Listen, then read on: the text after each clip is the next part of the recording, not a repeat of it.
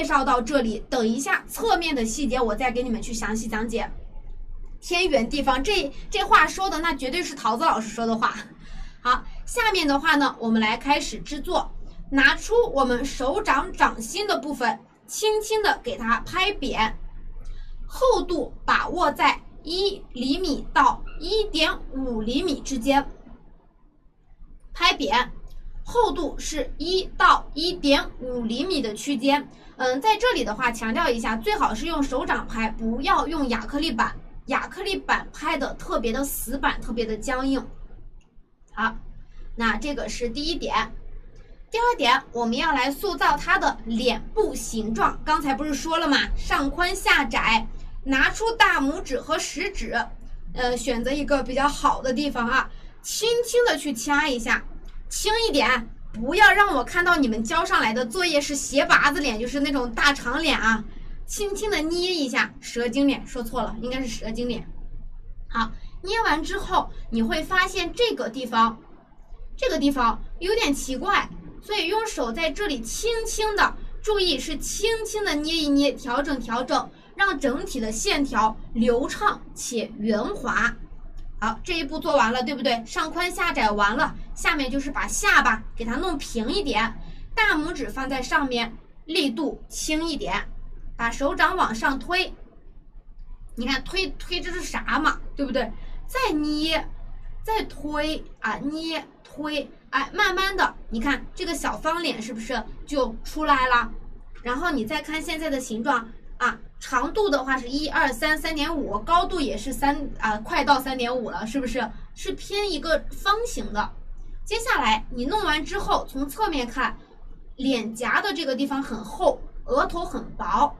所以我们需要再去按压调整。好，把每一个边缘都给它调整的光滑一点。好，尤其是这个地方的转折。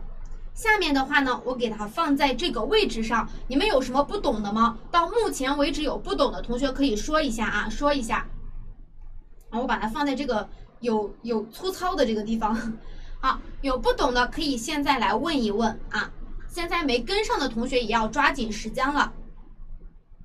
我想用盖子扣住，但是我又怕你们看不到，因为我怕粘土干了我不好塑形，我就先扣住吧。然后大家有什么问题啊？我已经没有回答大家的问题了。老师可以准备铃铛，有啊，在视觉课那边。然后另外一个铃铛被我给丢了。看一下侧面，侧面咱们还没有开始去塑造呢啊。侧面目前是这样的一个小扁片，厚度呢是1.5厘米左右啊，1.5厘米左右，还没有开始塑造它的侧面呢。可以抹一点凡士林，现在还没必要。再说一遍 ，Oh no！ 那你等我把侧面讲完了，我给你再讲一下这个脸部的塑造，好吧？好，刚才来晚的没听清的，咱们等一下给你们做一个脸部总结。好，我没有回答上你们的问题的同学，你自己再发一遍啊，因为有时候我还真的就是弹幕太多，我看不清。下面塑造眼窝，在整张脸1/2偏下的位置，拿出棒针，轻轻的按压出一个接近5毫米左右的凹槽。好，轻轻的按压。没有棒针的同学，用大拇指的侧面去按压。现在的侧面是这个样子的，非常的奇怪，所以我们需要用手把它的边缘，就是在这个地方的转折之处，轻轻的去把刚才的这个棱角部分，你看，把这个棱角给它抹平一点。今天的课很热闹，那是当然了呀，第一节课永远是最热闹的，往后就不热闹了，就没有这么热闹了。好，大家就是给它轻轻的抹一点。如果在涂抹的过程中，你的粘土有一点粘手，你可以在上面抹一点凡士林，这样的话呢，有助于粘土很好的推开，不会粘到你的这个手上。还有一点就是咱们的操作速度会比较慢啊，为了防止给咱们留很多的塑形的时间，我抹一点凡士林，它可以将里面的水分锁住，哎，这样干得慢了，咱们就可以慢慢一起去塑形了，对不对？好，你看现在脑袋上面是这样的一个形状，对不对？然后接下来是馒头的脸颊下面的部分。Hello， 小土匪，这小土匪这名字起的真好玩。好，一点一点的去给它抹平。你看，我用手，我自己塑形的时候，我是用手去捏的。捏完之后，把棱角就是看给它捏没了之后，但是我脸颊这里有点奇怪，就这块有棱角了，我需要给它在下巴的这个地方，看到了没？下巴的这个地方前后抹一抹。好，抹完之后，告诉大家还有什么地方要调整的。侧面，从它的眼窝往上去抹，看到了吗？这些都是在直播上面听直播课最容易忽略掉的，所以说还是建议你们听完直播再去看个回放。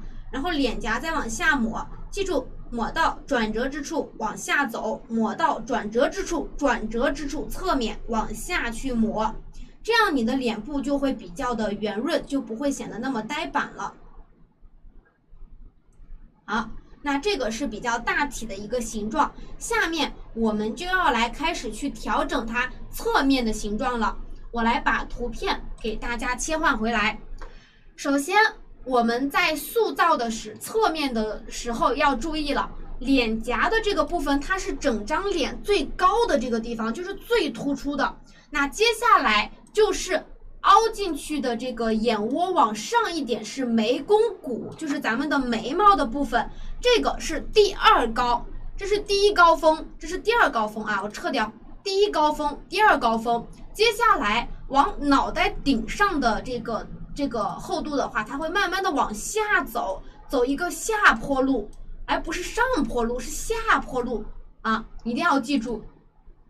下面我们来开始去调整，自己用手慢慢调整啊，从眼窝的地方开始往上啊，弄到这个眉弓骨，然后再给它从眉弓骨给它往下去拨，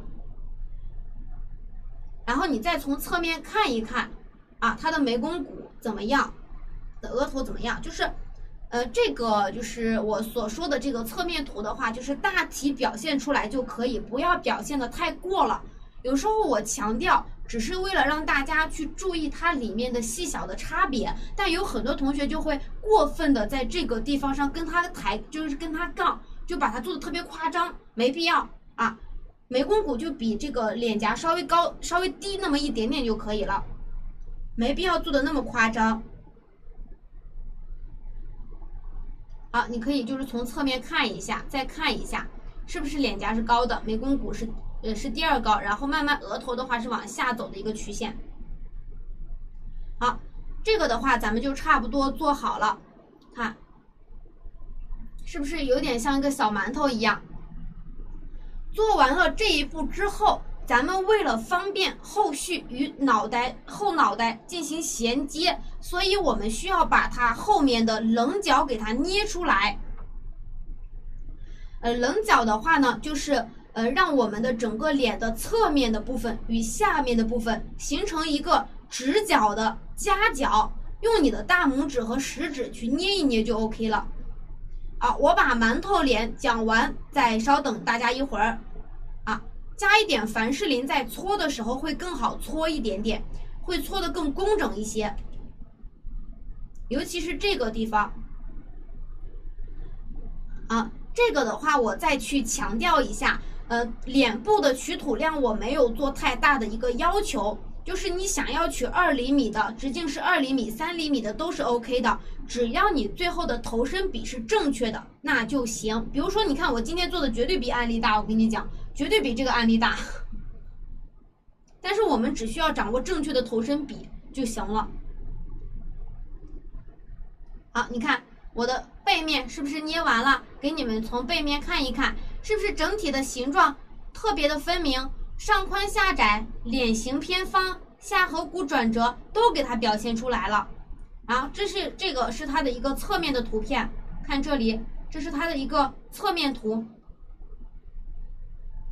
用手最后再做一个调整。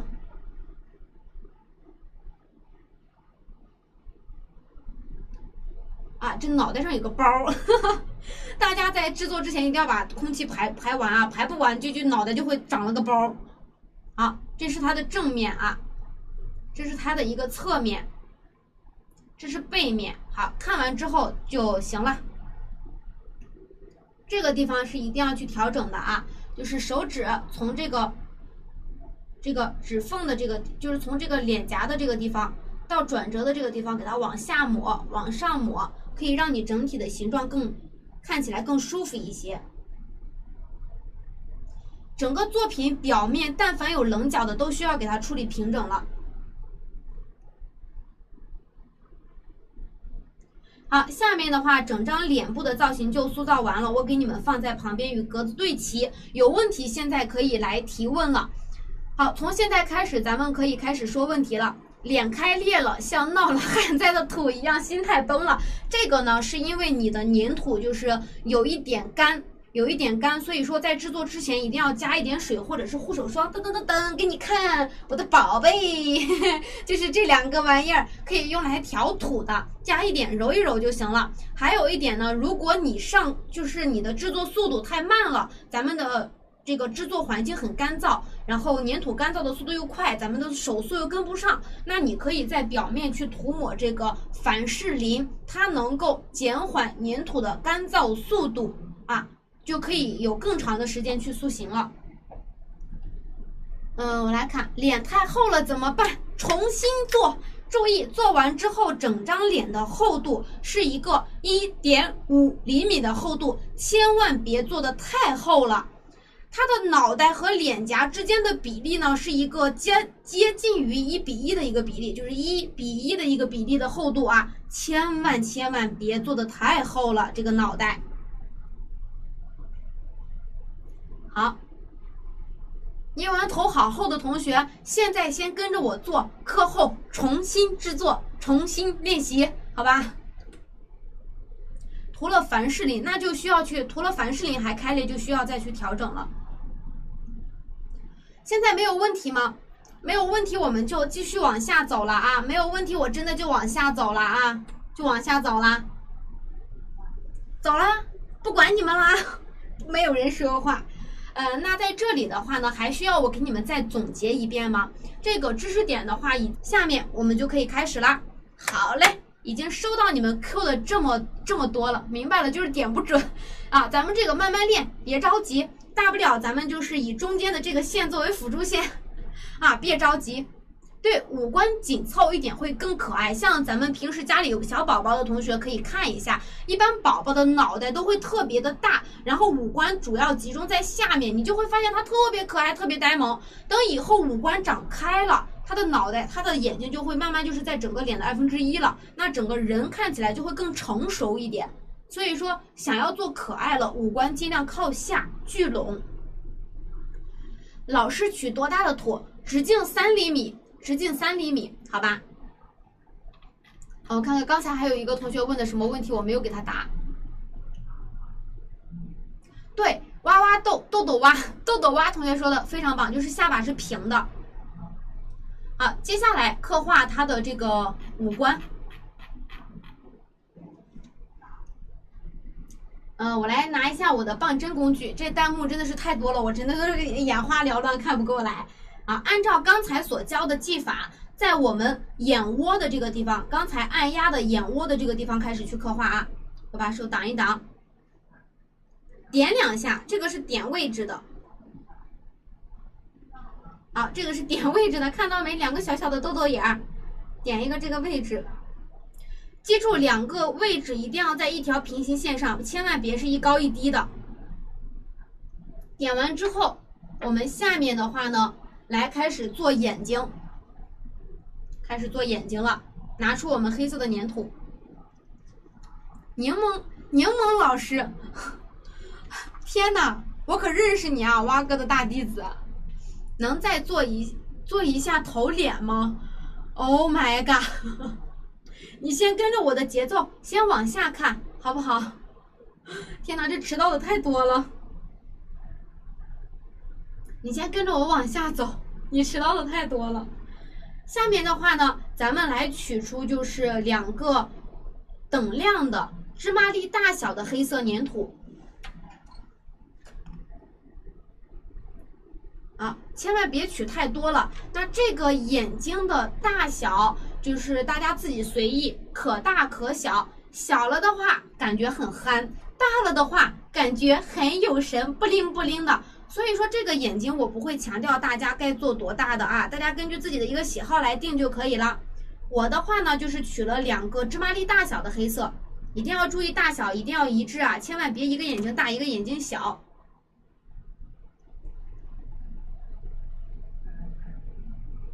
我不是柠檬，我是小鹿，你这是，可能你的心目中只有他们俩没有我。可以用切圆工具，是的。如果想要取出等量的土的话，也有一个小技巧啊，像刚才翟阿姨说的，你可以先将一块粘土揉圆，按扁，保证这个粘土的薄厚要统一。接下来拿一个特别小的切圆工具，咔咔一切就 OK 了啊，这也是一种方法。下面的话，这2个土差不多吧，我总感觉有一个大一个小呢。啊，这个眼睛大家自己去不断的去调整，需要不停的调整啊。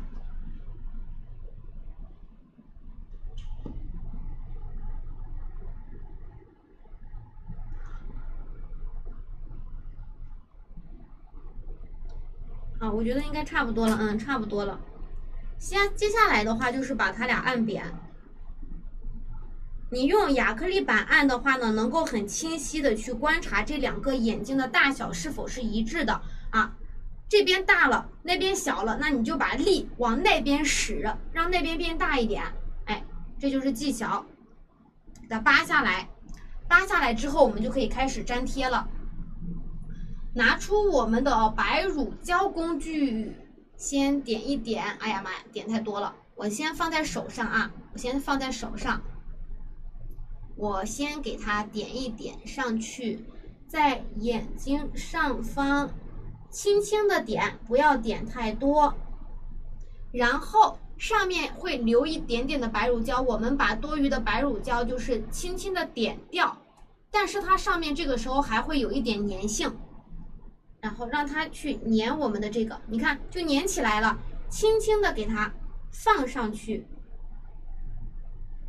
然后接下来是这个，放上去之后，大家可以用压痕刀去调整一下，就是2个眼睛的一个高低的位置，用手轻轻的让它们按紧一点就 OK 了。然后如果你贴上去之后发现一个大一个小的话，还有一种方法，用棒针把那个小眼睛轻轻的按压一下，它就变大了。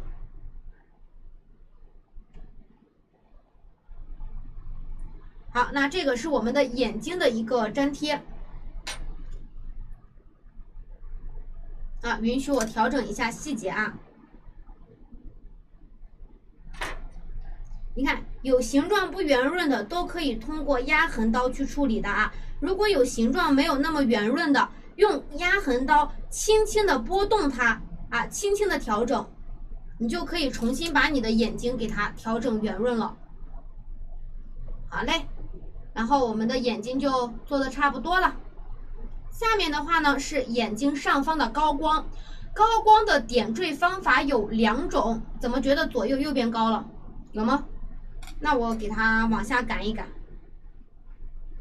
这个往上赶一赶，那不就欧了吗？越赶越离谱，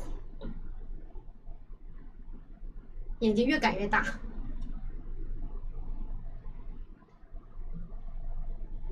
啊，就是这样子。下面的话呢，点高光的话，它有2个方法。第一个用粘土去粘，第2个用丙烯去点。这个大家看自己的一个喜好啊，有2种，第一个粘土，第2个丙烯，自己去调一调。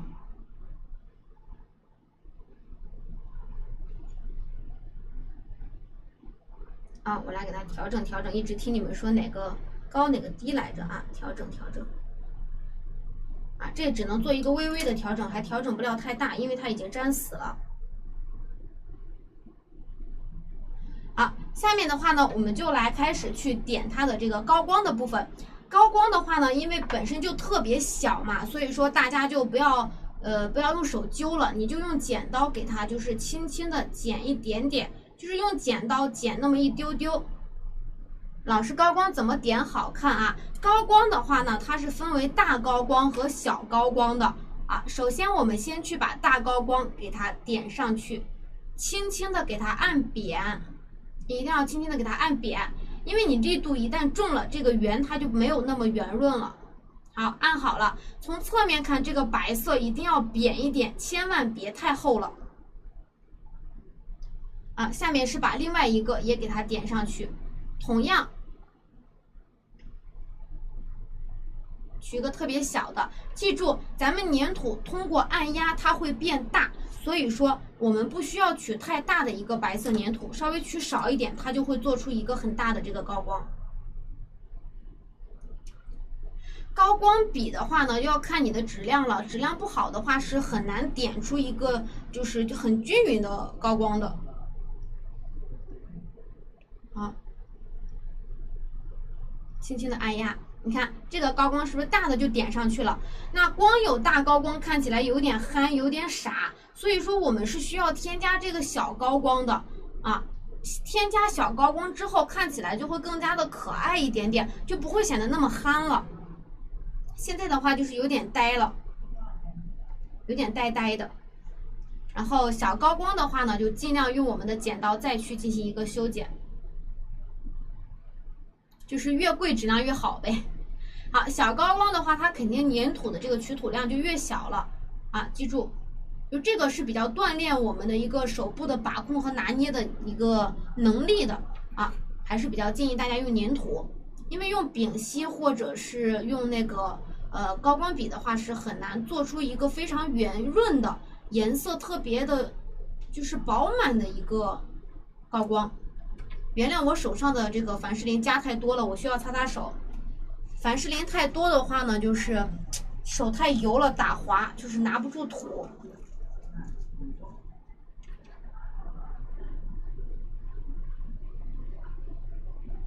啊，你看现在不就可以了吗？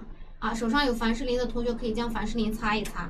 好，这个是小高光，给它轻轻的点在这个大高光的下方。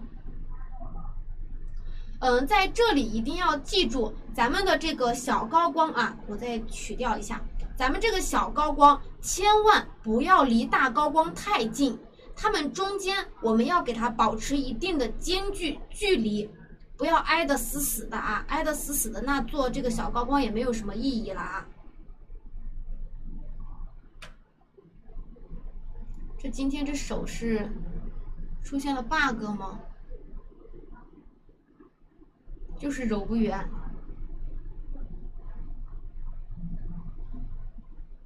好，啊，简单的给它就是粘一下，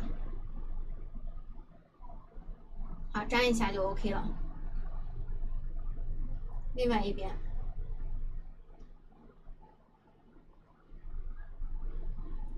先搓一个小小的这个水滴形吧，然后把上面的这个尖尖剪掉，这样搓的话会更容易一些。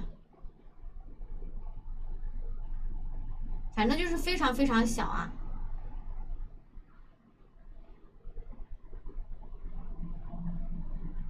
啊，你看，那边是什么鬼？好了，下面的话呢，咱们的眼睛呢就已经粘贴上去了。有什么问题吗？小高光做起来本身就不容易，剪起来倒挺容易的，但是你要给它搓的非常的圆润的话，有时候你手太黏呀、太干呀，它都是不太好搓的。所以说，如果你实在是没有这个性子的话呢，你就自己用高光笔去点就可以了，或者是用白色笔芯去点就行了。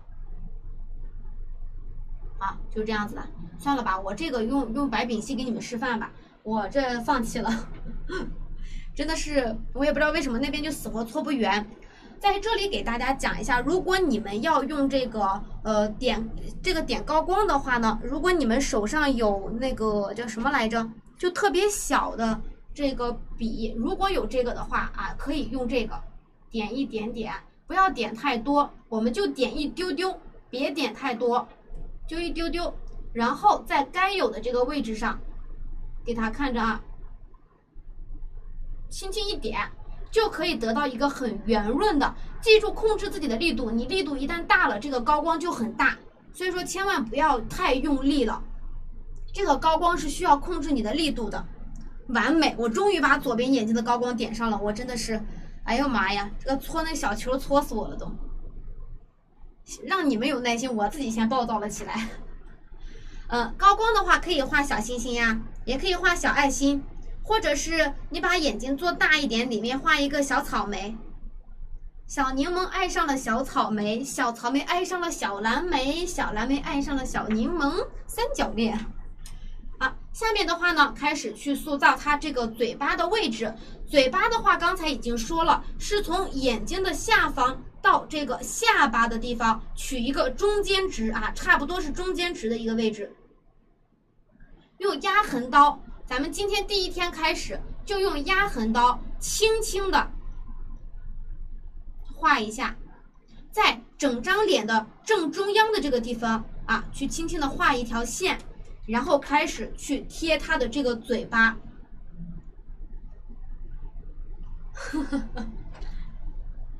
好，接下来的话给大家就是讲一个比较好用的，就是切长条的这个搓长条的方法。首先随机取出一块黑色粘土，把它擀成一个小薄片。好，擀完了之后，拿出我们的刀片，开始。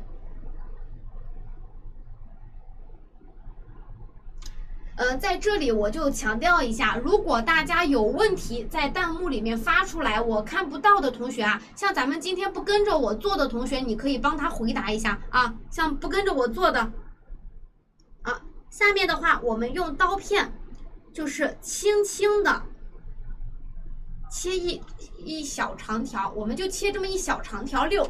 等它没干啊，在它没干之前，赶紧拿我们的这个亚克力板去搓，给它搓圆润了。那我们就得到了一个细长条，看像不像一个小汗毛？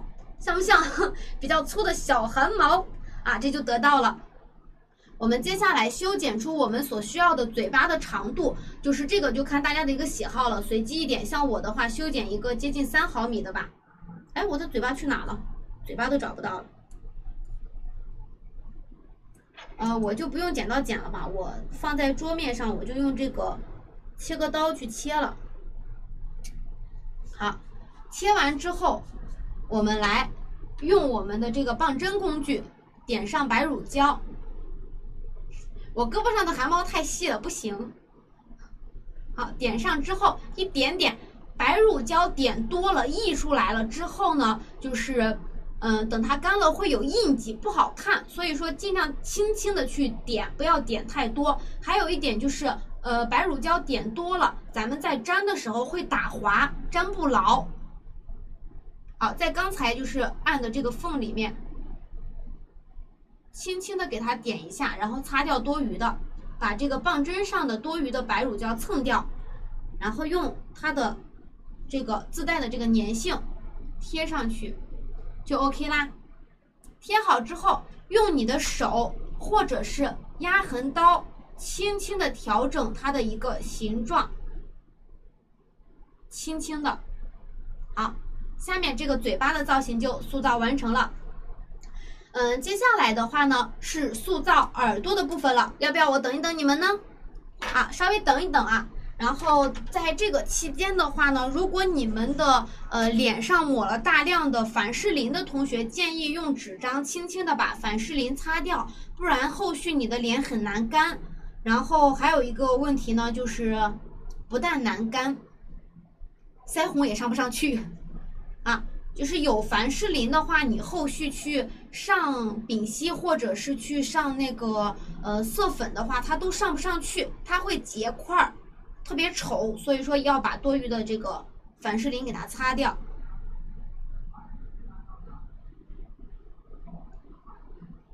好啦，我放在旁边。下面的话大家有什么问题吗？红色嘴巴好看，那你们可以尝试尝试哦。这个大家有什么新的想法都可以自己去尝试一下啊。大家现在能跟得上吗？你们跟不上一定要及时说啊，我是可以等等大家的。啊，做好的同学，我们来拿出就是这个粘土开始做耳朵。这个取土耳朵的取土量的话就不要那么多了，就是一个直径是1厘米左右的就行。我一不小心在脸上、嘴巴那个地方戳了个洞，那真的要多练一练啊，多练一练。这不是力度大了，就是图有问题。哎呀妈呀，今天第一天上 Q 版，问题全出来了是吗？还有不会调肤色的呀？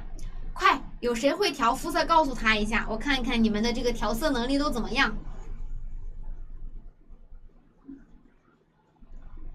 对，像就是右苏点点同学说的，肤色等于白色，大量的白加少许的黄加一丢丢的红调制出来的。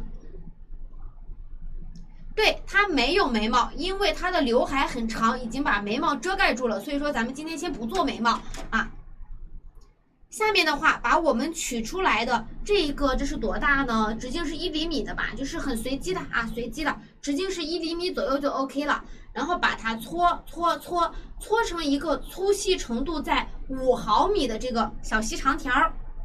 搓的时候注意，整根长条的粗细要一致。千万别这边细那边粗，有这样的情况请继续搓，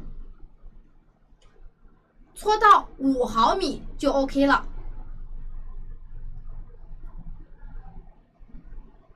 做好之后啊，你看给你们放在这个小格子上面去进行一个比对，是不是5毫米左右？然后轻轻的按扁，按扁完了之后，它的宽度变成了8毫米左右，7、8毫米，厚度是一个2毫米左右的厚度。记住，拿出我们的玩棒工具，我来找找我的小玩棒，在这里。噔，就是咱们那一套玩棒里面最小的那一个啊。我看看啊，比对一下哪个合适啊，用这个比较大一点的吧。然后在耳朵边边往内，就是 1.5毫米的位置去按压一个洞。啊，按压完了是不是？另外一边也是。然后放进给你们看一下。有同学问为什么不揉一个圆儿，按一个洞分2半？其实那种方法我也试过，但我个人是不喜欢那种方法的。怎么说呢？我等一下给你们去讲啊。接下来我们就是修剪出我们要的这一个耳朵的大小，一定要注意在修剪的时候，2个耳朵的大小尽可能一致。把握不住的同学自己给它就是对齐，刻画，用剪刀剪。好，这不就剪下来2个耳朵了吗？然后在这个期间呢，我来给大家就是说一下为什么就是不揉圆按扁。你看啊，我如果是揉圆按扁，凹一个洞，就是我很害怕我修剪完之后这2个耳朵都很小，就是你可以看一下嘛，就是你放在这里，你会发现我很害怕这个耳朵就特别窄。你看，如果是我们刚才那个方法，它耳朵就会宽一点点，对不对？所以说这个是要看个人喜好的，你习惯什么样的方法你就用什么样的方法，好吧？这个不强求的，方法有很多种，看个人的喜好，我在这里要强调一下。接下来的话呢，就继续用我们的棒针沾一点胶啊，我每次都不敢沾太多，所以我都会放在手上，用工具一点一点的去沾，然后再蹭掉多余的。好，粘的时候注意了，耳朵的粘贴位置注意，敲黑板了。最高点是与眼睛的最高点齐平，或者是稍微靠下一点。看这个，就是比它高一点点，比它高一点点也没关系。是这个样子的。它的最高点差不多是跟这个黑色眼睛最高点是齐平的。怎么说呢？我主要是害怕有的同学是这样去粘的，这样去粘的。这样的话呢，它是耳朵的中心点跟眼睛的中心点是对齐的，但是最终的效果就没有那么可爱了，会给人感觉耳朵长得会非常高。所以说，我就按照我之前的那个标准给大家进行一个就是框起来，这样的话你们再出错，它也出错不到哪去，好吧？再出错也不会错到哪去。然后接下来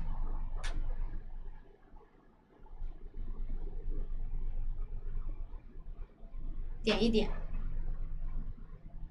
粘上去。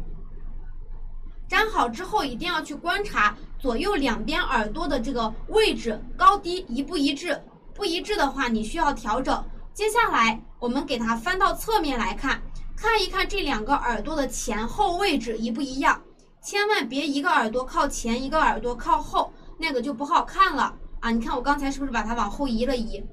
你看这样的话，两个耳朵就差不多了。可以再往里摁一摁，你看有点像大耳朵图图，有没有？大耳朵图图怎么唱来着？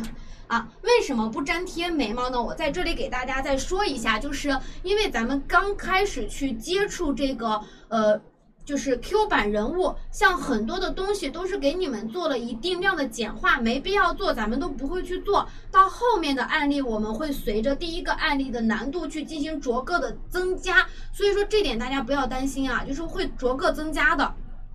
现在的话都会做一个简化。好，那下面的话，我们整张脸就已经制作完了啊，已经制作完了，可以稍微等一等，大家解决问题了。迫不及待的想捏了，那赶紧捏呀，老阿姨同学。好，就是我在这里的话，没有跟上的同学，现在赶紧跟一跟。那跟上的，我们来看一下怎么去给这个人物去上腮红啊。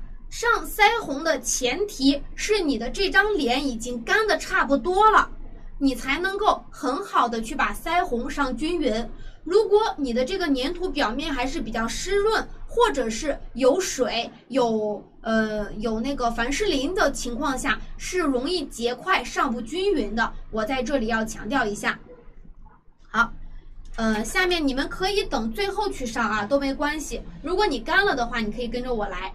首先准备一把腮红刷，这个是随机的，啥样的都可以。我是用了一把我自己最趁手的腮红刷啊，是这种圆圆的。也是在就是你们去某拼就是某多多上面就可以去几块钱买一把了。好，下面的话呢，我们去刷这个粉色，你们看自己喜欢什么颜色，是粉色的、红色的、黄色的，还有那种肤色的都是 OK 的。大家根据自己的喜好选择相应的腮红，完了之后在手上戳掉多余的，这个颜色不能多。一定要戳到都没有了，我们才能去上色。看，是不是？你看都戳不下去了。然后用这个现在的这种笔，我们在脸颊的左右两侧轻轻的去刷，打圈着去刷，慢慢刷。因为你一用力大，一用力过猛力度过大的话呢，你看。它的这个腮红是那种就是肤色里面透出来的那种粉，给人感觉不生硬。你要是直接夸就上去了，那可能会得到两个高原红啊。就是在脸颊的这个左右两侧，我们轻轻的，就是多次去进行一个搓擦。你看。慢慢的这个粉色它就透出来了，这就跟咱们女孩子化妆一样啊，这个腮红啊就是要一点一点的去刷，刷完之后呢就是还要去就是调整，不然的话就是腮红就会很重。你看是不是就是比较自然的腮红就出来了。你的刷子如果是在买的时候送的话，你得看一看那个好不好用，不好用的话再去买，因为有的那个毛很硬不好刷。好，记住了吗？大家交上来的作业，把每一个细节都拍清楚了。像这个腮红是很关键的，很多同学直接就是上了2个腮圆红，就是高原红，2个小坨坨，跟那个小僵尸一样那种。虽然那个也是可以的啊，但是如果你要用腮红刷去刷的话，最好晕染的自然一些。啊，晕染完了之后，你如果想让它看起来更可爱，就是整个脸部水灵灵的，那么我来再教你一个小方法，我们可以给它的脸颊上点高光呀。我跟你们说，真的特别逗啊，就是我做 Q 版做久了，有时候自己化妆的时候就化完高光之后，我就很想在脸上点白高光，所以说就感觉像是后遗症一样。啊，用这种很细的勾线笔，在我们的脸颊的上方，最好不要与眼睛齐平，我们就给它往旁边，眼睛斜着往下，轻轻的点一下。啊，轻轻的点一下，你能看到吗？我等一下给你们离近看。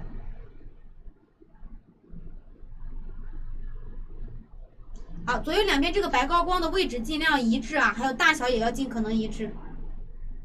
控制你们自己的手部力度，千万别太大力了。看到了没？整个脸部是不是立马就是 QQ 弹弹，想咬一口的那种感觉？那除了这个的话呢，还有一种，我拿浅粉色刷的，浅粉色也可以，就像皮卡丘那样。是的，就是太红的话就跟皮卡丘似的。明明用了红色，怎么还这么淡？我用的红色为什么会这么淡？是因为我在手上已经把多余的粉给它蹭掉了，所以说在刷的时候笔上已经没有太多的色粉了，所以刷出来很淡呐，更像大耳朵图图了是吗？是不是更可爱了？然后用好的笔最好放在笔筒里面洗一洗，但凡你不洗笔，等我们的这个笔干了就废了，就不能用了啊，就浪费了。所以说大家最好用完就洗。然后还有一种方法是什么呢？我来给大家就是看一下，这个另外一种方法的话，我没有办法直接在那个脸上给你们演示啊，就在这个，我这也没有多余的脸啊，就比如说我给你们上个腮红吧，啊，这个时候没跟上的你们自己跟一跟啊，我来给你们上个腮红，比如说这是他的脸嘛，左的脸颊。右的脸颊，就是一定要很均匀的嘛，晕染的均匀一点。刚才我们是在这2坨的高光上去进行的一个就是白色的点缀，让它变起来，变得更蓬蓬的。那还有一种呢是画红色啊，或淡粉色，可以自己调一下，就是比这个颜色深一点。加白，完了，我等一下，估计这个白真的怕串色呀。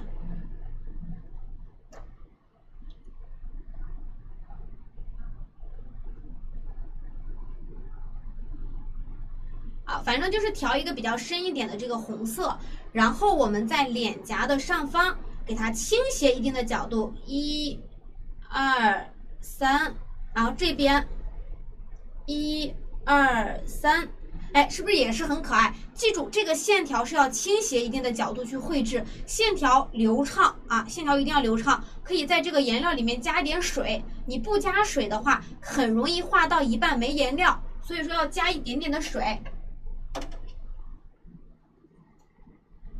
终于跟上了，费了4个头，那我的讲解速度还可以吧？看来你都有那么时间做了4个头了。脸蛋用的是色粉，对的，色粉。颜料的话用的是丙烯颜料，就是牌子没有什么要求，我就是随便用的一个可便宜的这个牌子了啊，就是这个。咱们在制作 Q 版的时候用的颜料全都是丙烯，因为丙烯的话呢，就是它干了之后会成膜，表面很光滑很亮，遇水不会掉。但如果你用的是水粉颜料的话呢，遇水就会化，颜色会随着时间的变长，会慢慢暗淡下去，没有了之前那么亮了。所以说为什么我们要用丙烯啊？这画眼睛尽量用丙烯，水粉不太可取。好，下面我们继续往下去进行一个制作，开始去制作它的头发和身体。那这个颜色的话呢，我也已经准备好了，我来告诉大家我的一个颜色调色技法。首先我会用红色加红色加黄色调出中间的这个橙，在中间这个橙的基础上疯狂加白，就会得到这个淡黄的颜色，加一点黑就会得到旁边这个颜色，也就是本节课程的案例。这个就是我们本节课程调色的第一个知识点，大家记一下。好，我来带着大家去调一下。加一点洗涤剂，画起来更顺滑。是的，是的。下面的话呢，我就用少一点的粘土给你们去简单的演示一下吧，好吧？我用少一点的粘土，你们了解一下这个配色方法就行。一般我们调出来的橙色都颜色很亮，不高级。想让它高级的话，稍微加点白或加点黑。好，咱们的这个红黄的这个对比的话呢，就是这个亮，记住要少量多次的添加，不能加的太多。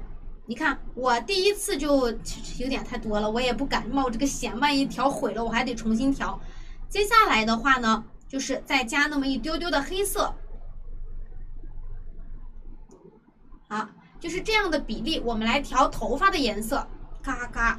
好，调的时候呢，红色和黑色要少量多次的添加。在调的过程中，如果觉得达不到自己想要的一个颜色，你看现在是不是就没有达到？那这种情况就继续去少量多次的去添加，一定要记住这个词儿，少量多次。在咱们后续的课程中，会带着你们一点一点的去学习很多色彩上面的一个调色技法。如果你不会的话，可以去看装饰画，也可以跟着咱们这个课程来。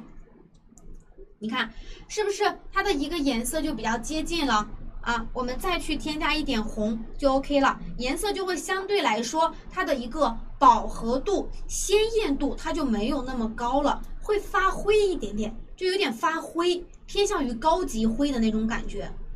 就色调会更好看，更柔和一些。你看是不是就调出来了？非常的简单。这个是头发的调色方法，请大家多调一些，因为我们做后脑勺的时候还需要用到。这个呢，我给大家放旁边。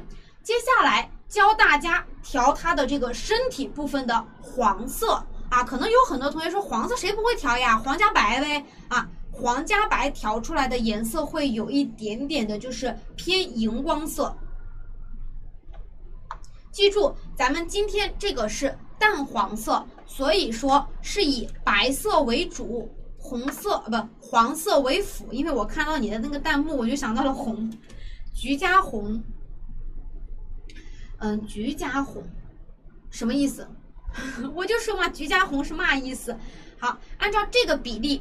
我们再加一丢丢的红，记住，加一丢丢的就可以让你的这个黄色看起来更好看。你看白就是肤色的调色技法是不是也是这个样子的？红加黄加白，但是量的不同，它就会产生不一样的一个变化。我怎么觉得这个黄色还有点多啊？你要是害怕的话，就像我一样，反正我比较胆小，我不管是做粘土还是干嘛都胆小，所以我不敢一次性加太多，都是一点一点的去添加的。调到一半觉得不对了，我们再继续去加。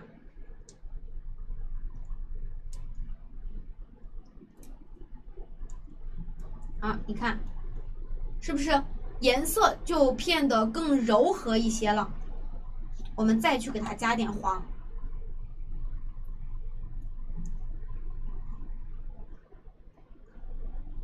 好，慢慢呢就趋近于我们这个身体的这个黄色了，看到了没？啊，可能就是比它再淡一点点。那这两个颜色配在一起，其实也挺好看的，对不对？啊，大家可以自己就是再加黄，再加黄。除了这个之外，我们再来教一下这个绿色。因为本身今天整体的色调就是那种灰灰的，那总不可能直接上来就这么个绿啊贴上去，那是肯定不好看的。整体的一个颜色的这个饱和度本身就很低，你再去添加这么一个饱和度这么高的一个绿，那肯定是不好看的。所以说我们也是需要进行一个调色的啊。这个绿色怎么调呢？很简单，哎，跑哪去了？我们只需要让它这个绿色的颜色不要那么鲜亮，让它的饱和度降低就 OK 了。那怎么降低呢？1加黑色，2加红色，它的对比色，少量多次的添加。好，没有看到土黄色怎么调的，快听课的同学给他说一下怎么去调的，让我看看上课有没有认真听讲。我的笔没弄干净，腮红里面发暗，像被打了一巴掌似的。我告诉你，你知道我为什么要选择这个腮红笔吗？因为我其他的腮红笔呢，在上微缩的时候已经被我弄得脏兮兮的了，所以就剩这么一根是干净的了，所以我也就只能用这一根了。好，你看我们调出来的这个绿，它就会颜色就没有那么鲜亮了，就会发灰一点点。你看，就是这样的一个颜色，对不对？会调了吗？大家可以先调一调。如果不喜欢这3个颜色的话，你们自己去进行一个搭配。比如说像这个它这个红色全都是红啊，你比如说像这个紫色，这个身体的话是偏紫一点的颜色，头发是偏蓝一点的啊，它俩是有一个颜色的差别的啊，这个是偏紫，这个是偏蓝。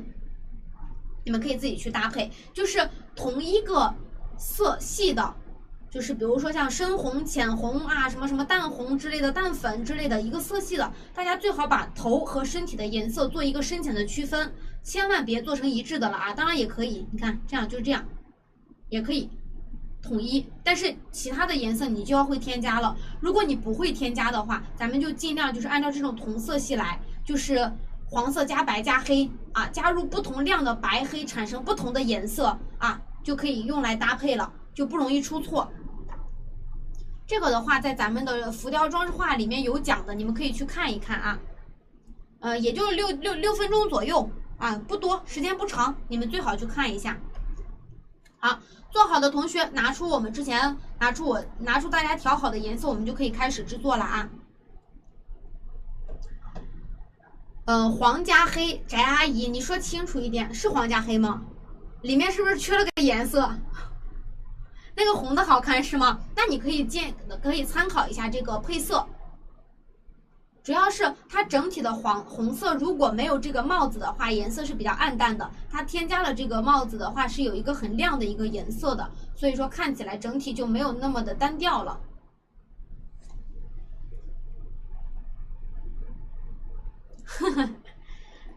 翟阿姨是不是忘了一个颜色呀？记得啊，土黄色呢是黄加红加黑。好，大家喜欢什么颜色自己去调一调。配色卡的话呢，就是你们的学管老师也已经给你们发到学习群里面了，自己去下载一下，或者是自己去网上搜索色卡。这个我下课了教你们怎么去搜索。好，接下来的话，我们来开始去制作它的整个头发的一个部分啊，先制作刘海，我们再去制作后脑勺。为什么先去制作刘海？是因为我们的脑袋颜色还没有干，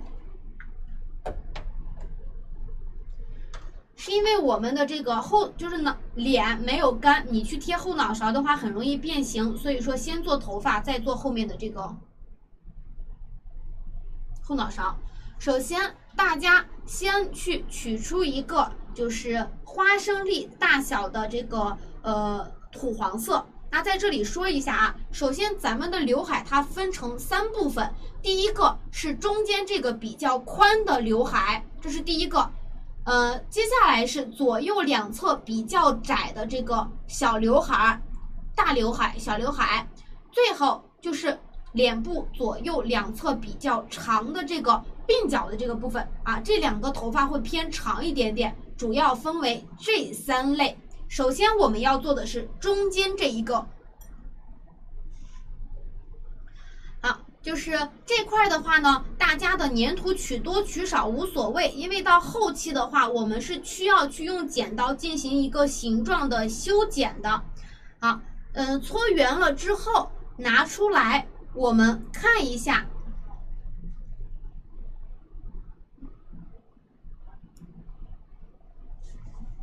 好，下面的话呢，用我们的亚克力板给它，我被千玺你搞得迷糊起来了。就不要让我边看，我其实有时候边看弹幕边讲话，我就脑袋就是红红的。好，给它搓成一个梭子的这个形状。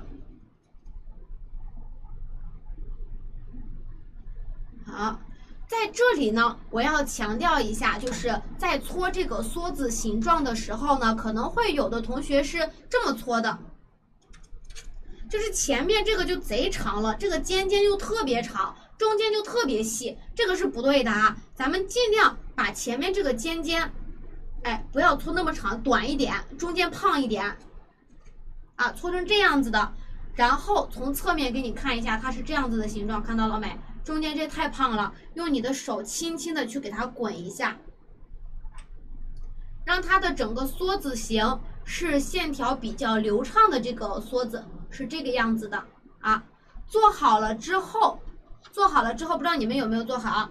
整个长度的一个把控呢，就是只要能够从这个部分给它弯到它的眼睛的这个地方就 OK 了，只要能够弯到眼睛的这个地方就行，因为这个刘海要长一点嘛。其实我跟你说，做到一半的时候，如果你觉得它像个小流氓，千万别害怕，做完就不像了。其实我在做的时候我都有点慌。好，用我们的大拇指指腹的这个地方啊，这个地方的肉是最软的，它按压出来的形状是最自然的。用这个大拇指下面这个指腹的部分，轻轻的去按压，这样反复的去按压，给它拔起来。拔起来之后，你就会发现它会形成一个左右两侧比较薄，中间比较厚的一个形状，这个就是我们想要的。建议大家不要用亚克力板去按，按压出来的特别死板，相信我，不信你自己试一试。好，不停的去按，直到把整个发片的薄厚程度按到统一，就是千万别这个地方薄那个地方厚，你是需要轻轻的去调整按压的啊。如果这样按压不行，还有一种方法，拿出你们的手指，在侧面轻轻的按，它也是能够按压出那样的纹理的。请忽略掉这个小黑点，我也不知道从哪蹭的。好，就是这样子的。最后整体的厚度把握在一个3毫米，不要太薄。有的同学可能就是给它弄得特别薄，就是一个1毫米的薄度，那做完之后是没质感的啊。2毫米的话也差不多啊，2到3毫米的这个厚度是刚刚好的啊。我只是说大概尺寸啊，你们千万别用尺子去量啊，就是这样子的一个厚度。然后接下来用剪刀把前面这个小尖尖给它修剪出来。很多同学做完这样就不管了啊，前面圆不溜秋的也不好看呀，对不对？那我们要给它剪出来，怎么剪这也是一个问题。同学呢有的就是侧面着去剪，那你这侧面不就是修剪的痕迹就看出来了吗？我们把剪刀这样平着看，平着放，把它平着放在上面，把剪刀倾斜一点点，别这样啊，倾斜一点点，张开。哎呀妈呀，剪下去啊！至少从正面看还是比较不错的。背面的话，它的一个剪的痕迹，它会藏在后面啊。如果没藏在后面的话，你就用手捏一捏就 OK 了。你看剪完之后，它的尖尖是不是就会比较锋利一点？这是没剪过的啊！哎呦，所以说建议大家修剪一下。对呀，蛙哥做的是绿色的，我觉得绿色的话呢，就是已经做了嘛，我就做了一个黄色的。其实现在看有点像芒果，我还挺喜欢吃芒果的，我感觉像芒果精。然后再一看还有点像香蕉精，怎么看怎么像。好，然后这个的话是大体的一个形状，宽度的话呢，也就是在一个1.5厘米左右啊，稍微宽一点。中间的刘海稍微宽一点，给它把握在1厘米到1.5厘米之间。接下来把这个刘海放在我们脑袋的正中央的这个地方，也就是这个尖尖的地方呢，是与我们这个就是眼睛最高点齐平，或者是稍微靠下一丢丢的位置。就是反正这个中间的刘海是比较长的。然后大体给它就是做一个包裹，这个前提是你的粘土不粘的情况下，如果你粘上去就粘死了，那我建议还是稍等一会再去进行这个步骤的操作。好，用我们的刀片，我们从这个脸的这个部分按压一个痕迹，看到了没？按压完之后，我们从它的侧面开始，划这样的痕迹。看到了没？划完之后，你里面的这个形状，它还是线条非常流畅的，并没有因为你的修剪产生一个转折的棱角。我说的话都还是那个什么的，你自己试一试就知道了。然后还是同样的道理，剪刀倾斜一定的角度去修剪。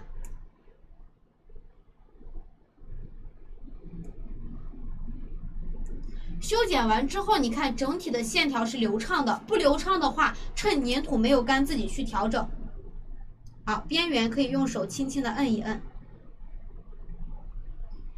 弯头剪，不是的，直头剪我也可以剪呀，直头剪也可以剪，你可以看一下，直头剪可以剪，就是要看你的手法。你要是不会剪这种弯弯的弧度的话，咱们就要多多的去练习了，因为在制作头发的时候，这个还是常用的吧，因为需要去剪一些有弧度的。接下来就是把每一个细节都给它调整好，尤其是刚才修剪的这个面，一定要让它隐藏在后面，看不到。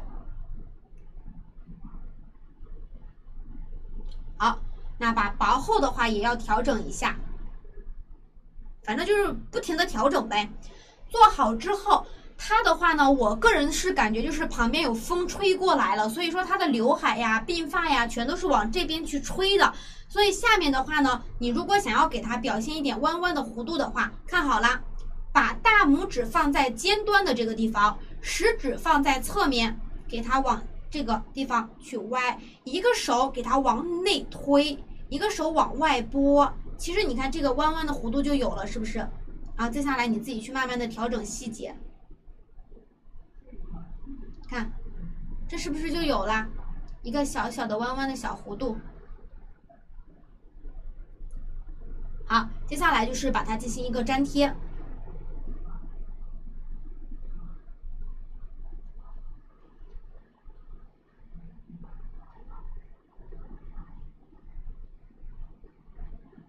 啊，刘海的话，如果从侧面看的话，它的就是，如果侧面看，你粘完刘海之后，它的这个最高点比这个脸颊还要高很多的话呢，最好再把你的粘土片再按薄一点，就是这个头发不能太厚，如果粘上去，总的厚度比这个脸颊还要厚很多，那我就建议把刘海再打薄。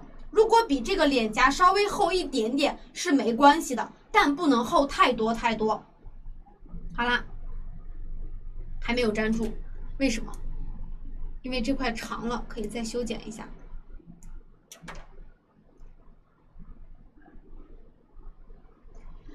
下面的话呢，就是拿出我们的蛋形辅助器。如果你想要给上面去刻画一些纹理的话呢，我们就可以进行接下来一个步骤啊。看好了，从这个尖尖的这个地方拿出我们的这个压痕刀。按上去，往上去滚动，记住这条线也是要有弧度的，这条弧度要跟我们侧面的这个弧度是成平行的一种状态，千万不要太呆板了啊！包括你也可以从半路开始给它往中间的这个地方去刻画啊，这个看你们自己想画的话可以刻画，不想画的也是 OK 的。闭嘴吧！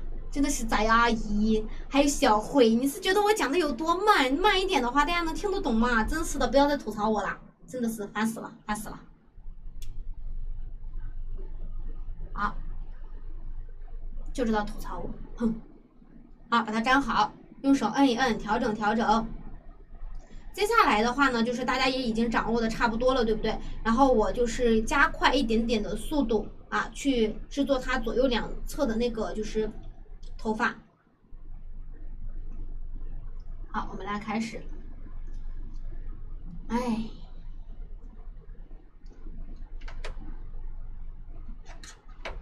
说的我激情澎湃的，你就给我来了一句：“嗨，我都做了好多遍啦。”像杀马特，还像小流氓。接下来的话呢，左右两侧的这个鬓发的话呢，同样就是稍微少取一点，因为左右两侧的这个小头发的话呢，它会偏就是瘦一点，所以说稍微搓细一些，就不需要刚才那么粗了啊，稍微细一些。哎呀，算了，我以后再也不回答你的话了，真的是烦死了，每次回答都是错误的，都是理解错误的，真的是。好，用你们的手慢慢的去按压啊，去调整厚度。然后接下来我就用大剪刀吧，我觉得我还是比较喜欢大剪刀。你看这个的话，它又有点宽了，1厘米就有点太宽了，我是需要给它去稍微修剪的，就是窄一点。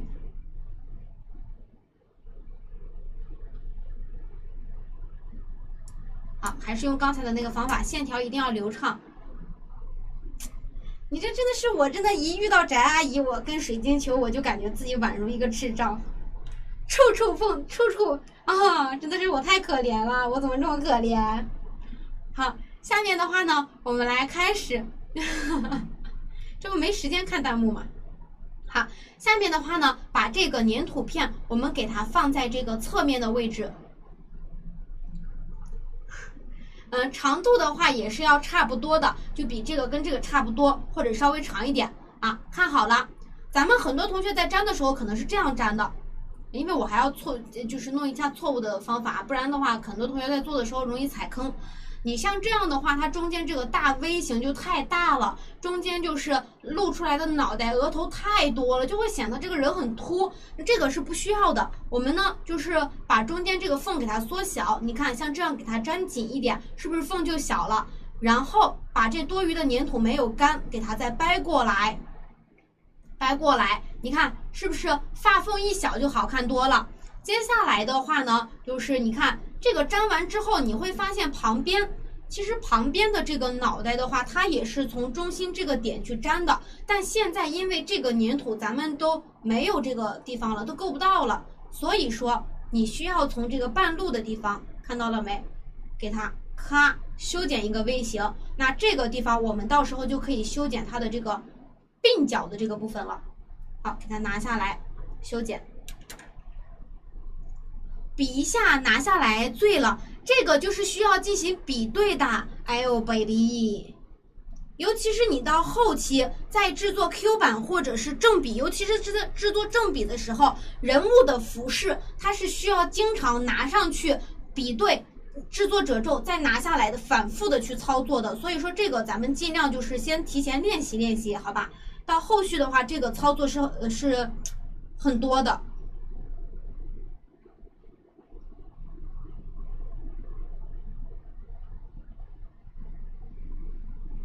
好，接下来的话呢，就是我们来把它的这个的刘海，它不是也往这边弯嘛？看弯的，还是用刚才同样的方法，大拇指在这边，你就给它像这样啊。这个不知道你们懂不懂？懂的同学可以自己试一试啊，就是这样，来弯一点弧度嘛，就更好看了。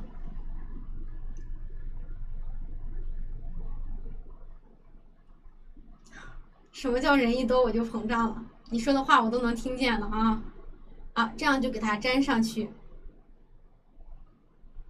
好，粘好之后还有一个问题，没有，就是我现在的话呢，就是大声的时间太久了，有点喘不上来气儿了。下面第二发片怎么修剪的，老师再说一下，你稍等我一下啊，我先把这个地方先就是调整一下。首先我们在粘贴的时候，你的这个不是有一个厚度嘛？它是一个半球形的，到这里就会有一个呈 V 字形的这样的小坑，看到了没？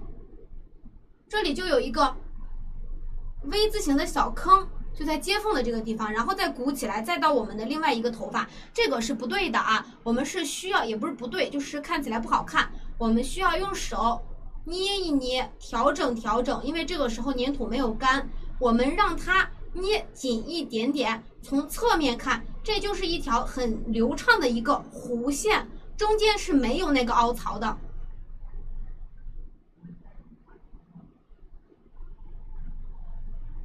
好，旁边也要调整调整。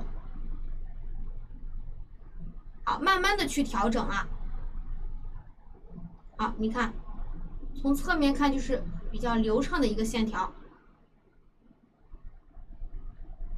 这个前提的话，最好大家就是等脸干了之后再去粘啊。如果你脸不干的话呢，就是告诉你问题会出的更多，因为你捏着捏着脸就变形了。好，就捏好了。好啦，让我喘口气，然后看一看大家的问题。哎呀，洋洋老师也来啦！好，我闭嘴吧。那我们就继续看下面的一个操作，好吧？今天没带水，压根就没想要喝过水，因为我今天不想要脱糖，所以说我就没有带水，不会给自己喝水的时间呢。好，刚才没有看懂这个小刘海怎么修剪的同学，我们再来看一遍啊。刚才没看懂小刘海的修剪，我们现在再来一遍。首先，随机取出一个莲子粒大小的这个土黄色，给它搓成一个梭子的形状啊，有点多了。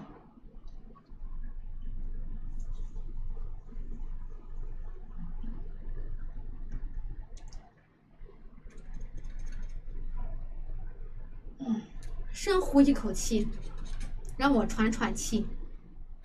好。搓完之后，中间这个地方是比较胖的，我们需要再给它滚一滚，然后再按一按。就是我这么大声说话，你们还困不困？我就是害怕你们困，我课前特意吃了酸辣粉，让自己又辣又有劲儿，长得也得劲儿，你们就不容易困了。啊，你看这个的话呢，它整体的宽度的话也是在一个1厘米往上了，就有点偏宽了，所以说我们还是需要修剪的。首先第一点。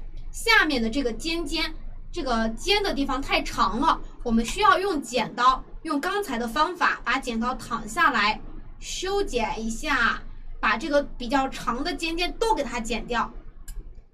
然后剪完之后，这块就自带弧度啦，不会得空。我也觉得，就我这嗓门还能让你困了还得了。好，下面的话来修剪，就是粘贴另外一个地方。长度的话也是差不多的，就是大家尽量把刘海做长一点会更好看一些。好，你看，同样中间这个发缝不要留的太多，稍微粘的紧密一点，然后趁粘土它没有干之前赶紧去包裹。好，现在呢我们要来修剪了啊！刚才没有看懂的同学看过来，中间这块你看，我们要从中间的这个点开始，给它去画一个非常流畅的一个小弧线。这个就是要剪掉的，记住是从中间这个点去画弧线，去给它绕过来，是一条很流畅的线条，再给它拔下来去修剪。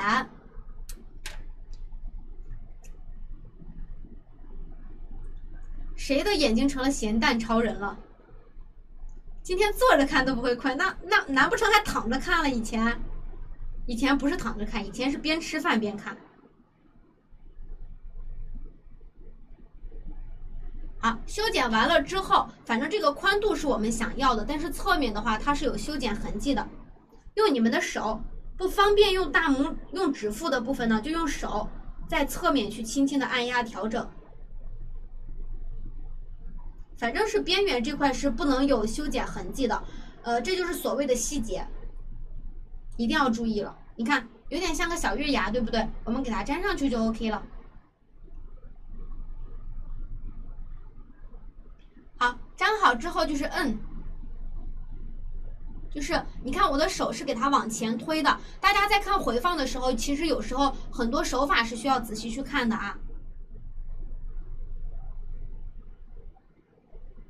其实我的粘土它是有点偏干的，所以说我可以去给它进行一个反复的去摸一摸，调整调整。其实它是不会，就是怎么说呢，就不会发生太多的一个变化。好，这就是咱们前面3个这个刘海的部分。这里的话呢，就给大家看一下咱们笔记当中给你们标记的一些知识点，就是容易出错的知识点。男老师是下周上课吗？你怎么知道？是的 ，yes。哎，我又忘了，我是刚上课前刚问了他啥时候上课，我又忘了，好像是19号还是几号来着？好，切换画面，我们来看一下。首先，我们从正面看这张图片的时候，它的整个脑袋上面的头发是呈一个弧线的，就是很流畅的一个弧线，平平的。那如果你的作品中出现了这种就是你比如说这种一棱打个弯，再打一棱，再打个弯，再一棱的话，这个是错误的，这个是需要你去调整的。就比如说像中间的这个地方，你给它按平一点点，左右接缝的地方抹一抹，给它抹成这种圆滑的，这样看起来圆润一点更好看了，对不对？第一节课我给大家讲的详细一点，到后面你们就不容易出错了啊。第一节咱们尽量讲的详细一点，因为往后几节课它头发的制作基本上跟这个差不多，所以说这节课练不会，咱们下面还有几个案例让你慢慢练，就我慢慢强调。好了，冷静完了，接下来是左右两边这个鬓发，讲了这么多了，我的后脑勺还没有开始讲呢，我真的是头都要炸了。没事，我们慢慢来。首先，我们要来开始制作这个左右两侧的鬓发了。就是这个地方，大家还有什么问题吗？对，头发里面加了一丢丢的黑色，蛮厉害的哦。对，你们还是乖一点啦。我估计你们要调戏人家的话，人家都不好意思上课了，上课都磕巴了。我跟你讲，挺腼腆的。你以为谁都跟我一样脸皮厚？你怼我，我都不带情绪都不带起伏的，你以为人家跟我一样脸皮厚啊？头发颜色里面有没有加黑？加了。还有什么问题吗？我现在就是一棱一棱的。水晶球，你要是敢把那个一棱一棱的头发交了作业，我就啪啪啪啪啪。好，下面的话呢，就来制作它的这个左右两侧的鬓发。鬓发的话，它会偏长一点，所以说取土你们就稍微多取一点啊。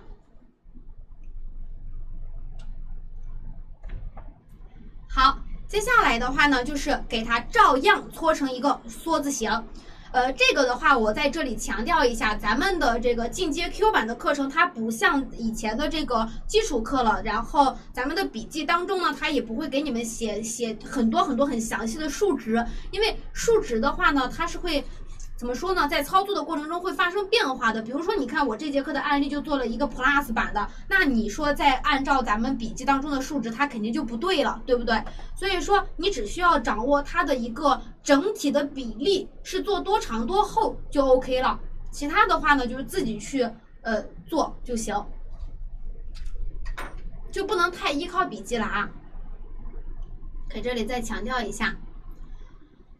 好，下面的话呢，咱们用手掌给它拍扁，这个粗细程度的话，差不多也是一个，就是这多粗呢？我还得冷静冷静，想一想，就是7、8毫米吧，然后给它按，反正就不管是多粗，你最后只要保证这个厚度是正确的就行，因为我们的宽度可以自己去修剪嘛。你们这一天天的呀，哎呀。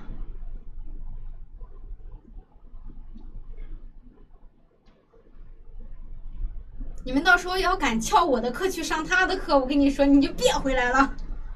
好，咱们这刘海就弄完了。你看这两个头一点都不好看啊！大家就是先把这个尖尖的地方，先用我们的剪刀给它修剪出来。第一步，先把我们发尾的尖尖先就修剪出来。哦，是吗？我竟然都不知道。135S6。好，下面的话呢就要来修剪这个鬓发了。鬓发的话呢，它的长度是与嘴巴这个地方是齐平的，就是大家不要做的太长了，太长了那真的就杀马特了啊，稍微短一点点。同样就是先确定好长度，然后确定好了是不是可以稍微长一点，但不要长太多。中间的这个发缝给它，你就自己给它调整的就是发缝调小一点，就这个三角形，然后给它包上去。你看，这就是头发做长了的好处，做宽了的好处。接下来用我们的这个剪刀，从这个线，就是这个线，看到了没？后脑勺的这个平面的部分开始去刻画，刻画到这个地方的时候，稍微拐个弯儿，哎，就 OK 了。好，拿出我们的剪刀，把它多余的给它修剪掉。好，修剪完之后，侧面的痕迹我们也要去给它修剪掉，不是修剪掉，是抹平掉。你要做一个女孩子呀，可以呀。搞得我这个是男孩子似的，我这个也是女孩子，娇滴滴的女孩子。啊，不管我这个是啥形状啊，不管你们做的这个刘海是啥形状都 OK， 只要它的整体的造型好看就行。好，这真的有点像芒果了。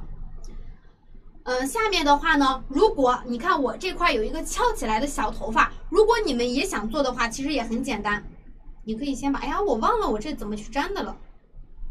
你看，所有的点全是从中间这个点出发的，全是从这个点出发的，看到了没？中间想剪小刘海的话呢，其实也比较容易啊，也比较容易。看到了，看好了啊，在这个地方啊，耳朵的这个前方的这个位置，给它咔剪一刀。看到了吗？耳朵前方咔剪一刀，然后这块的话，你就会发现线条不流畅了。我们按照这个很流畅的线条来，咔给它再画一刀。那我们把多余的给它剪掉，用我们的这个弯头剪会更容易一些。咔一剪刀，再沿着这边的线，咔一剪刀，把多余的掰掉。中间产生了拉丝的情况，那就用我们的这个压痕刀去抹平它。边缘修剪的痕迹，粘土没干之前都是需要去调整的。好，调整完之后呢，从中间的这个缝给它轻轻的往上去滚一下，滚一下，记住了没？滚一下，线条就好看了。滚完之后别让它俩分得这么开，稍微离近一点点。然后这个你想让给它往上拨，你就给它往上拨；你想让它往哪拨都可以，这是你自己的发型，你自己决定，好吧？好，抹一点点的这个白乳胶，我们给它粘上去。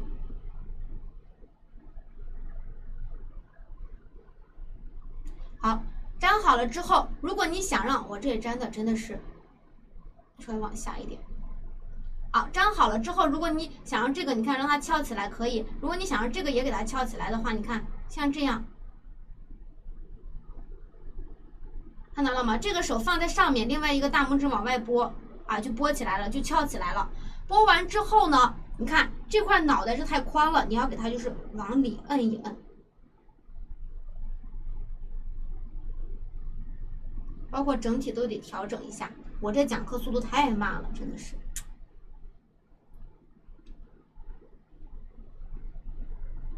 好，自己用手就是慢慢一点一点的抹啊。所以说，为什么说好的粘土可以就是做出好的作品？你看。好的粘土它不干不粘，你随意去调整它都不会有什么问题，对不对？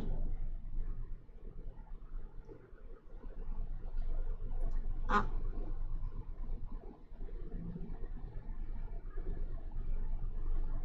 你看是不是就调整差不多了？是不是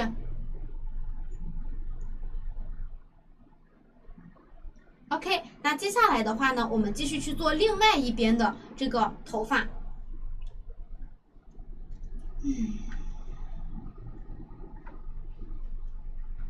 越来越像小流氓了，真的是。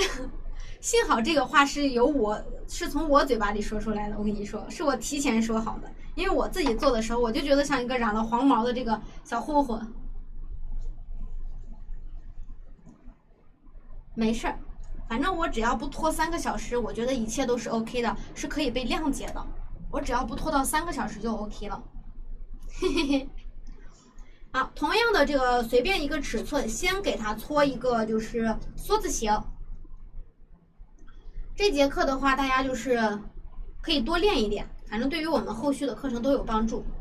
长度随意啊，这长度随意，千万别问我多长啊、多粗、多宽，这些都随意，我们后续都调整。我这真的是害了怕了，就怕有的同学就是特别的，就处女座嘛，就是特别的杠，不是杠，就是那种性格很执拗那种。就是认死认理的那种，就想要具体的数值，那这个是给不了的啊，这个就给不了。厚度就按照刚才课前说的那个厚度，2到3毫米，宽度自己调整。好，做好了之后，首先给它剪一个这样的弯弯的弧度，管它多宽呢，我们先把这个弯弯的弧度给它剪出来再说。好，下面的话就给它确定好长度，然后给它包起来，包起来之后。你看，这包起来之后，然后把这个多余的部分从这个侧面给它往上去修剪。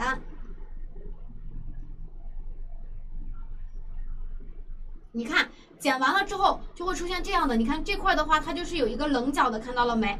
咔咔一个棱角，我们就需要用刀片给它稍微划一点点的弧度，它看起来就没有那么生硬了。看这里，这里是有一个弧度的，你稍微给它划一下，然后把它拿下来进行一个修剪就行。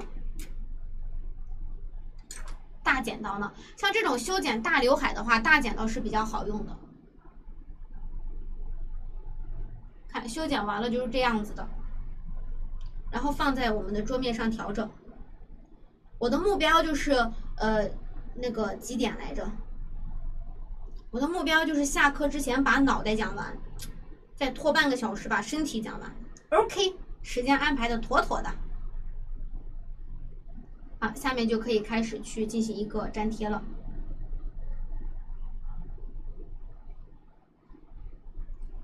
好，这边的话，我想也给它剪一个小碎发吧。好，看好了啊，小碎发的修剪，从这个点啊，给它画一个自己的弧度，就是一定要自然。然后这边再给它修剪一个。啊，这个弧度要多练，我们后期的课程也是很常用的啊。然后拿着剪刀把这个弧度修剪一下。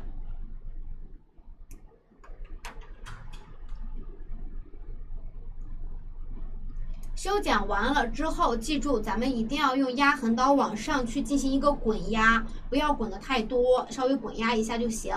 然后边缘这个有棱角的厚度，用手给它稍微就是捏的薄一点。咱们上课不是说了吗？今天的这个头发呢，它的两侧会扁一些些，给它掰开捏，捏完之后给它俩合在一起啊。下面就不要合了，上面让它稍微合在一起，然后去粘。造型你随意摆啊。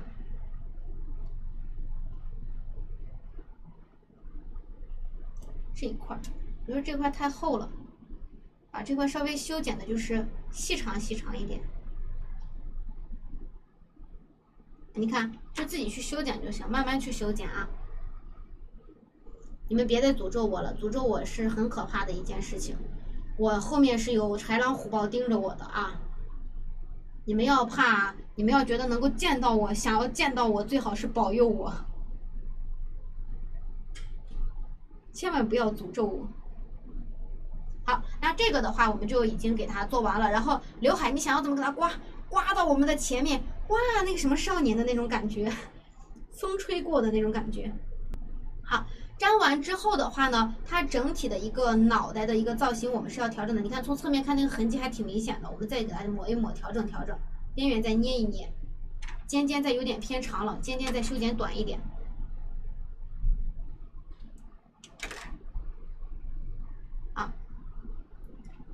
好就可以了。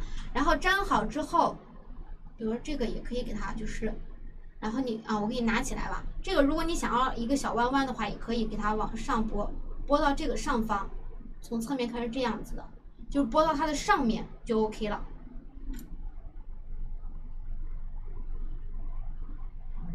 好。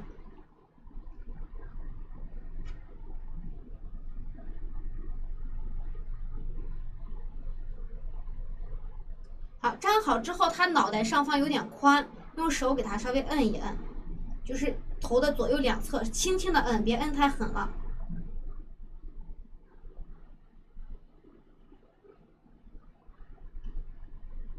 用手抹一抹，就让整个脑袋成一个小球形。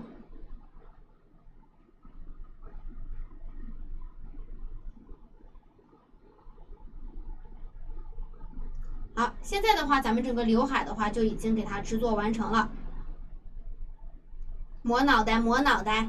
好，那对于以上发型的知识点能够听懂的同学，来在公屏里面给我扣一波2啊，扣一波2，扣快，2扣起来，咱们就要做后脑勺了。哎呦，讲得我大喘气儿了呀，风一样的少年，我也觉得。老师，头发里的成色是不是加了一点黑？是的 ，yes， 嘿嘿嘿，哎呀妈呀，大家今天这个2刷的真溜。好 ，go， 我们就继续往下走啊，就没有问题就往下走。如果就是像以上讲过的重复的问题还有的话呢，咱们就可以去看一下回放啊。等一下下课之后我就给你上传，你再去看一下就行了。接下来的话呢，哎呦，谁的名字叫刘颖？接下来咱们就要来开始制作后脑勺了，同样多取一点粘土。咱们在制作脸的时候取的这个土的直径是多少？还记得吗？是不是3厘米？那咱们这个头发的取土量也要给它把握在3厘米左右，可以是3厘米，也可以是3.5厘米。好，那在做的时候呢，给大家再看一下制作我们后脑勺容易出现的问题。首先是在形状上面的一个问题。做完之后，整个脑袋是一个球形，是一个流畅的球形。如果你会发现你的整个脑袋呈椭圆形，那就代表你后脑勺做厚了，或者是脸做厚了，这个就需要去反思一下，或者是把后脑勺改一改，这是一个问题。第二个是它们衔接的这个地方，衔接完之后，我们可以看一下它们接缝的这个位置，也就是这里，它是一个平平的小弧线。如果你这块出现了一个小凹槽的话，那就是错的啊，也就是这块的这个问题。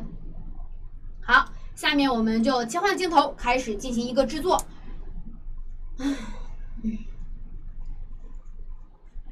首先取出一个直径是3厘米或者是3.5厘米的一个小球啊，尽量比3厘米多一点。如果你的脸取土量是2厘米，那你手中这个粘土的取土量就要是2厘米以上的一个尺寸。怎么凹槽？什么凹槽？我勒个天呐，我一口盐汽水我喷死你！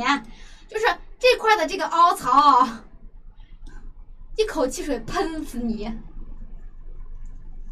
好，下面的话呢，来给它进行一个按压，直径是3.5厘米左右，用掌心给它按压成一个厚度是在1.5厘米的厚度啊，1.5厘米的厚度啊，这样子的，1.5厘米的厚度。然后用你的手，我们要塑造一个半球形嘛。目前的话，你这个边缘是有厚度的，我们需要给它做一个半弧形。拿出我们的手掌与桌面垂直，放在掌心与桌面相交的这个部分，把手指轻轻的给它往下推，往下摁，轻轻的摁。另外一个手旋转它，我们的一个蛋黄就出来喽，快出来喽！蛋黄马上就要诞生了，噔！啊，相对来说要比刚才那个形状要好很多。哎呦我的个妈呀！大家来看，咱们的直播间来了一个男老师，不是大鱼，是这个梁神木，是我们这边的就是男老师之一。大家想调戏的可以调戏一下。好，那我继续上课了，你们自己调戏吧。好，下面的话，你看这个小小的半球形是不是就做好了啊？我这有裂纹，请忽略掉它啊，忽略掉它，反正到时候会戴帽子会挡住的。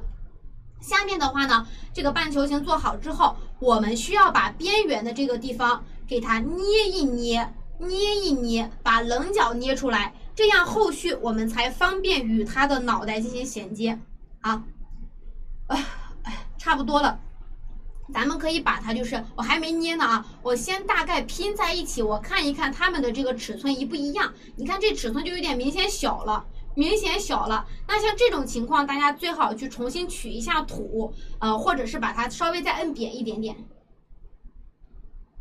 我再摁扁一点，再收一收。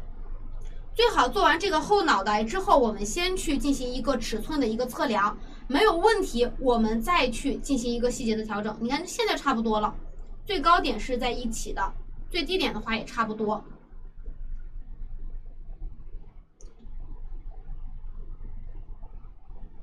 小鱼年年怎么了？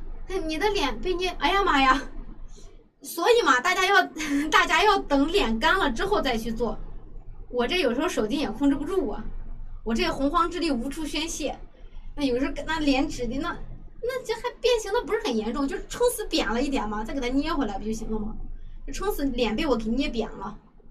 好，下面就是把棱角捏出来。你让那个梁晨墨去 Q 一下大鱼，让大鱼出来说句话。好，这个捏棱角的话，我相信大家都是比较擅长的啊，就是把边缘的棱角捏一捏。然后再像我刚才那样去反复调整，最后调整完之后，它就是这样的样子，看到了没？这个样子，边缘棱角清晰，从侧面看是这个样子的。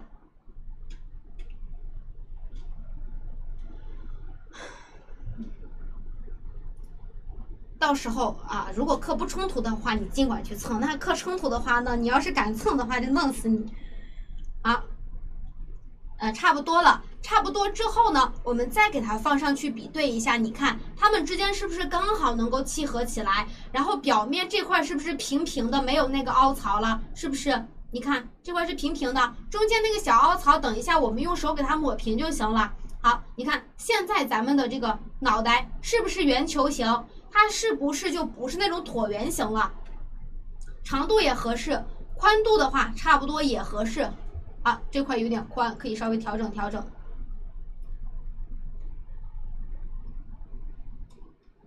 哎呀，还红烧了我！你这是清蒸蛤蟆，加麻加辣。想吃的同学可以来我直播间吃一吃红烧蛤蟆，加麻加辣的。哼，好，下面就做好了。做好了之后，我们要来开始去制作它的这个头发发尾的这个部分。发尾的话呢，它也是有一个知识点需要注意的，就是我们在修剪完了这个头发之后，它总体的造型是一个呈弧线的，大家最好是不要把它修剪完了是一个平平的线条，它是带有一定弧度的啊，这一点一定要注意了。好，下面的话我们来开始制作。首先我们用手在一端就是这样去捏一捏，看到了没？这样去捏一捏，把下面这一边去捏一捏，侧面不用管它，下面这捏一捏。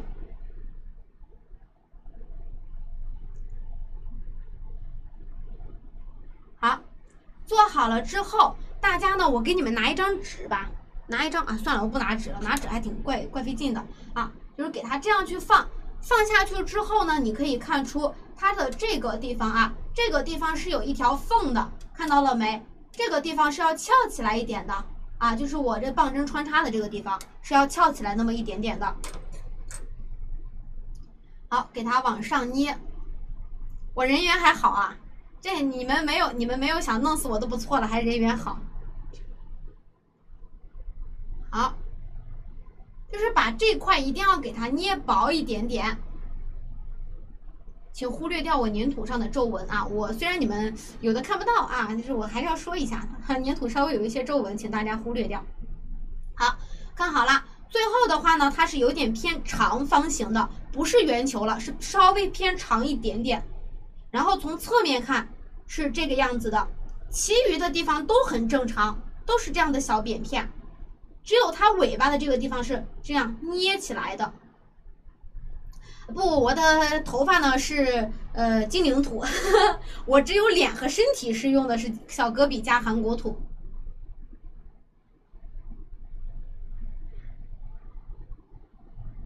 好，就是这样子。这块大家一定要看一下，看不懂的同学就是一定要反复去观看，一定要注意线条的一个流畅度，然后与脑袋就是衔接的这个地方，它是需要翘起来一点点的。好啦，那现在的话，给你们去粘到一起去看一下，我们就去开始修剪它的这个发尾的部分了，是这个样子的。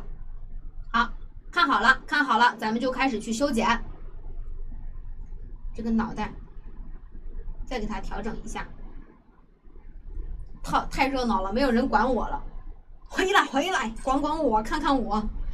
下面的话，咱们来开始去刻画它头发的这个分组了，要把它的后面的头发分组。首先从正中间的这个地方开始去往左撇一下，往右撇一下。注意这个线条到末端的时候，力度会越来越轻，直到消失。这是一组头发。接下来从旁边这块再给它绕一个，这个部分是需要修剪掉的。我们再给它往上，这边再来一个，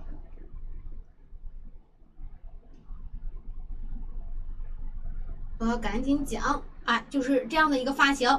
像我们修剪的这个部分，它就是多余的、不要的部分。下面拿出我们的这个弯头剪，就是我要有男人，我早自留了，我还给他，真的是我看上的他都看不上。用剪刀给他修剪一下，快准狠，千万别拖泥带水啊。同样，另外一侧也是快准狠，修剪完之后，拿出多样的土，快准狠的去给它拔出来，然后用我们的刀片把有接缝的地方去处理一下。好，另外一侧同样的。就是刚才我们的调整的那个地方都是需要被剪掉的。现在我们先统一把这个多余的给它剪掉，一定要注意力度是要快准狠的。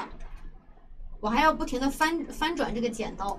好，现在的话是修剪完了，但它看起来很粗糙，所以说这个时候我们需要拿出我们的这个压痕刀，在中间抹一抹，这个接缝还是要给它往上去滚压，进行一个细节的处理的啊。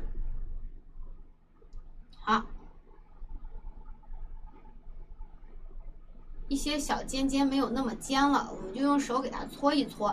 边缘修剪的痕迹太明显的话呢，用我们的刀片可以抹一点凡士林。蛙哥还是我的 CP， 他恨不得每时每刻把我炖了吃了得了，还有我的 CP， 我觉得他是想杀了我。好，就是加一点凡士林，它能够就是抹得更平一些。然后大家就是这样反复的去抹一抹，调整调整，把你整体的就是捏一捏。好，调整调整，让你中间这个接缝看起来光滑一点就 OK 了，光滑一点就 OK 了。接下来你看这个头发现在是这样的造型，它看起来不好看，我们是需要给它调整的啊。你稍等我一下，我先把这个该修剪的修剪一下。左右两侧这是中间的，左右两侧的给它往中间包，往中间包，但是这个缝不要给它粘死了，我们就给它往中间包。啊，你看现在就没有刚才那样的放肆了，就给它往回收一收。然后你要是想让它的头发后面是翘起来的话，自己用手去给它往外拨一拨，翘一翘就 OK 了。好，自己用手给它往外这样拨一拨。好，下面我们的这个发型的话，它就已经给它制作的 OK 了啊。好。下面的话给大家用笔总结一下，正好我今天买了一支笔，我真机智，我课前特意买了笔。什么掉了？刘海的修剪的话，比如说这是一个圆圆的这个后脑勺，在修剪的时候，我们的这个线条注意，它是一个这样的弧线，可能有很多同学在画的时候就是咔，就是这样子，就是这样子，这个部分是修剪的。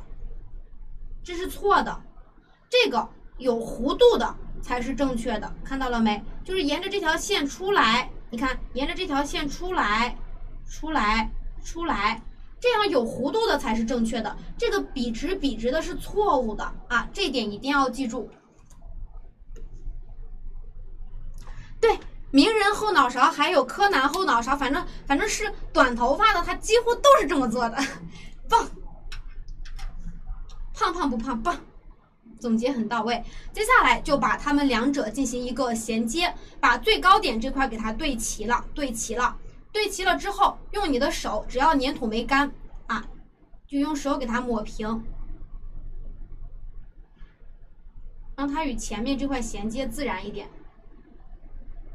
用手慢慢的去抹。后脑勺的话，你看这块就是，这块怎么那么方？你看有点方。需要把这个给它往下抹一抹，别让它那么方。大家在制作之前一定要稍微让脸弄干一点。你看我现在脸这都感觉像我现在的脸型了，就是又圆又方啊，就不好看了啊。边缘的话呢，尽量与我们整个这个前面的头就是给它衔接的紧密一点。这个头发跟后面后脑勺尽量在一个高度上，你看用手摸的话，它们是在一条平行线上的。你看，就圆润的跟个球似的，对不对？啊，发尾的话，想让翘起来就让它翘起来，不想让的话就让它耷拉下来。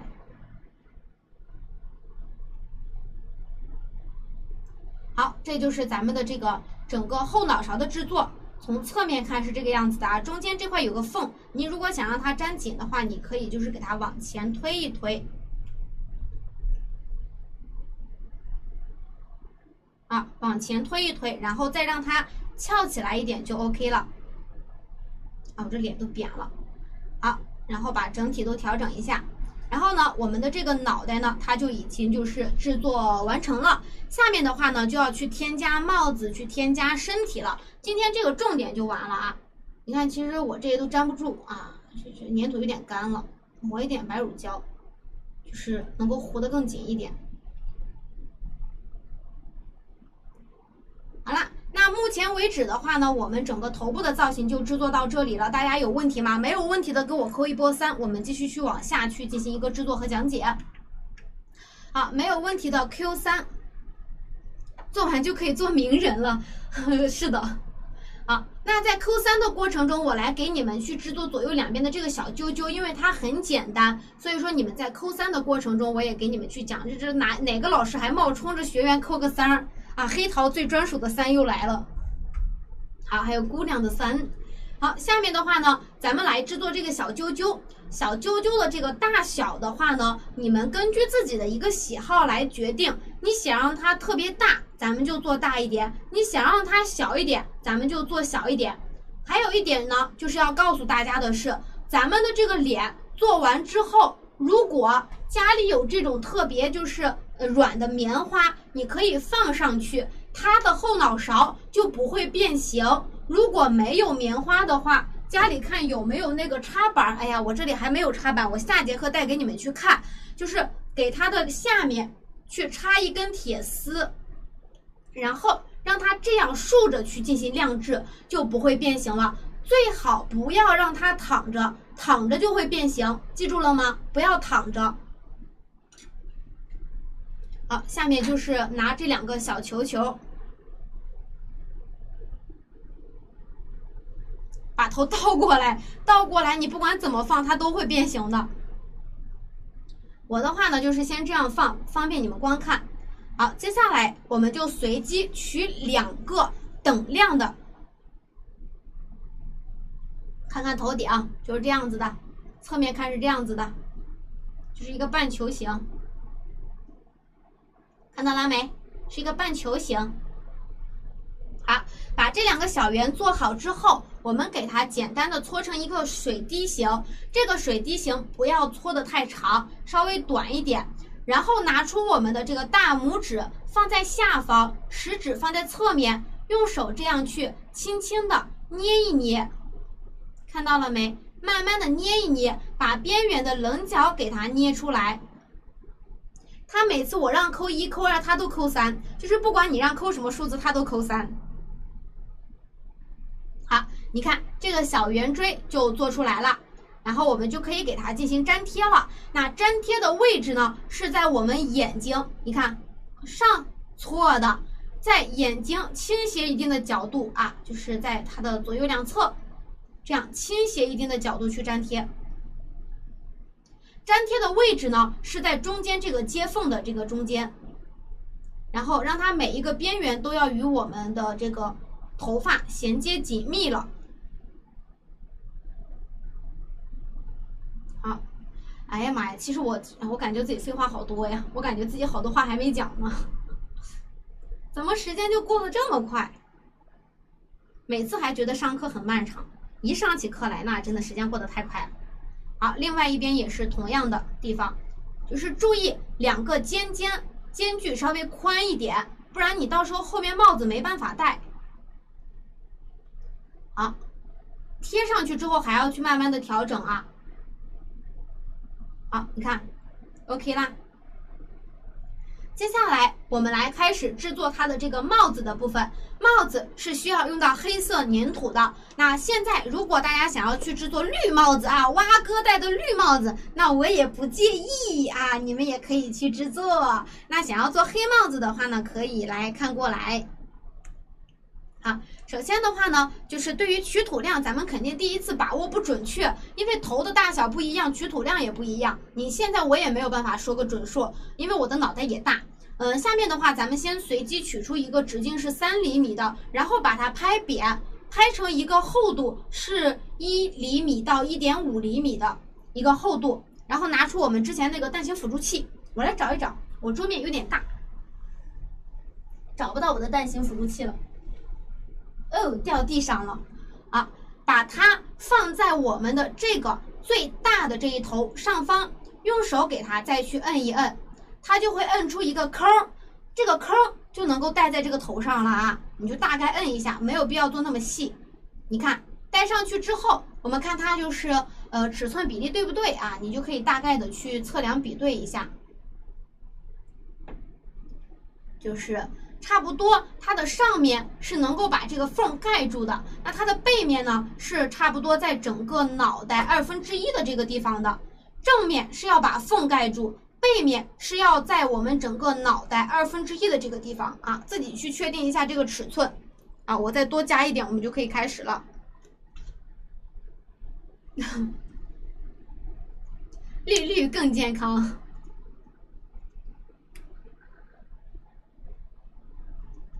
你们可以做绿的，你们可以做一只小青蛙，然后给它戴一个深绿色的帽子，对不对？我这是有点过分了，蛙哥听到了，蛙哥要是调研我这节课的话，估计会弄死我。好，下面根据自己脑袋的一个大小，把我们的土先给它取出来。我的话呢，是一个直径是3.5厘米的黑色粘土。我真的是好厉害啊！我感觉我这一节课都是激情澎湃的，能够坚持到现在。一般情况下到后半段都蔫巴了。好，做好了之后，拿出我们的手掌，给它拍扁啊，轻轻的拍，厚度把握在一个1.5毫米的样子。接下来拿出我们的蛋形辅助器，高去吧，高去吧，无所谓。破罐子破摔。好，我们先给它按压一下，在按压的过程中呢，就是你们可以仔细去观察一下我这个帽子，它是前面这个比较厚，后面这个比较薄，因为我个人是比较习惯戴那个贝雷帽的嘛，就是反正在戴的时候后脑勺的帽子会扁一点点，所以说你先确定好哪个地方是后脑勺的后面啊，你就给这个地方稍微给它按扁一点。看到没？从侧面看这块是扁的，前面是厚的。好，这个凹槽按出来了，然后咱们把边缘用我们的手给棱角给它掐出来。对，我就破罐子破摔，你们能把我怎么地？好，咱们把边缘给它捏一捏。你看这个捏的时候呢，并不是让你垂直着去捏的，我们稍微手倾斜一定的角度去捏。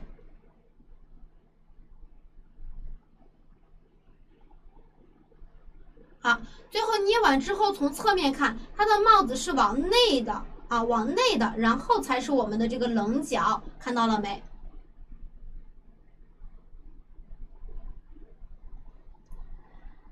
哎，我以为我上了 Q 版就是不用再像微缩一样脱糖了，然而终究是逃不过这个命运呀。好，你可以扣在这上面，然后用手去这样去摁，也是 OK 的。看到了没？用手摁也是 OK 的。你看边缘棱角分明一点，戴上去它才好戴一点。好，我们下面厚的朝前，薄的朝下，看到没？放在脑袋的正中央。这个时候去观察你的帽子有没有做的就是太厚太高了啊，尽量不要太厚啊，把这个中间这个缝给它挡住。那多余的跟我们这个小角交叉的这个地方没关系，不用管它，就使劲去给它摁就行了。你看这个时候就是考验到你这个脑袋有没有干了，干了的话会很好操作。像今天的话，你们可以先把脑袋做一做，明天的话我们再去做它的帽子。好，先把它这个帽子给它戴好。戴好之后，啊，我这脸都圆脸都变成了方脸了都。好，戴好之后，咱们的这个地方它是有一条这个，我也不知道那个是什么玩意儿，反正就是扣在脑袋上能够固定住的，就是这么一条宽宽的这个带子。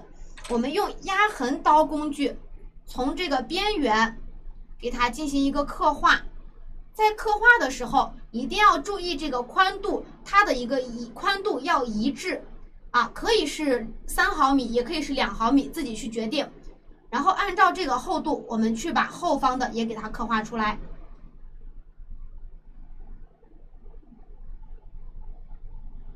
好，慢一点啊，因为你速度一旦快的话，这也很容易弄的就是粗细不均匀。你看，帽子做完之后，拿出我们的棒针工具。棒针啊，因为这块的话它是鼓的嘛，所以说我们要把这块用你的棒针这样轻轻的按一按，你看这边是不是就按平了？这边就是鼓的，没有办法，我废话太多，我也想要准时下课，我以后一定，我是这节课试讲的时候明明就1个小时、2个小时啊，天哪！好，你看这边缘就是把鼓的给它摁成平的。摁的时候一定要注意线条啊，就别让它歪歪扭扭的，整体的线条都是要流畅的。就是你看这不流畅的，用工具怼一怼就 OK 了啊！你看这个帽子是不是就做好啦？你看这块就是平平的。做完之后，你想要用压痕刀再去强调一下这个形状的话，也是 OK 的。好。接下来就是把这个贝雷帽，我们给它分成均匀的几瓣啊，几瓣都可以。首先，我们在它的这个中间的这个地方戳一个小洞，这个到时候放它中间这个小瓣儿，哎，可以用那个小的这个啊，就不用小的了，我就用这个戳一戳吧。好，戳一戳。然后我们就开始把它均匀的分成几瓣啊，你就是先给它这样去简单的分一下啊。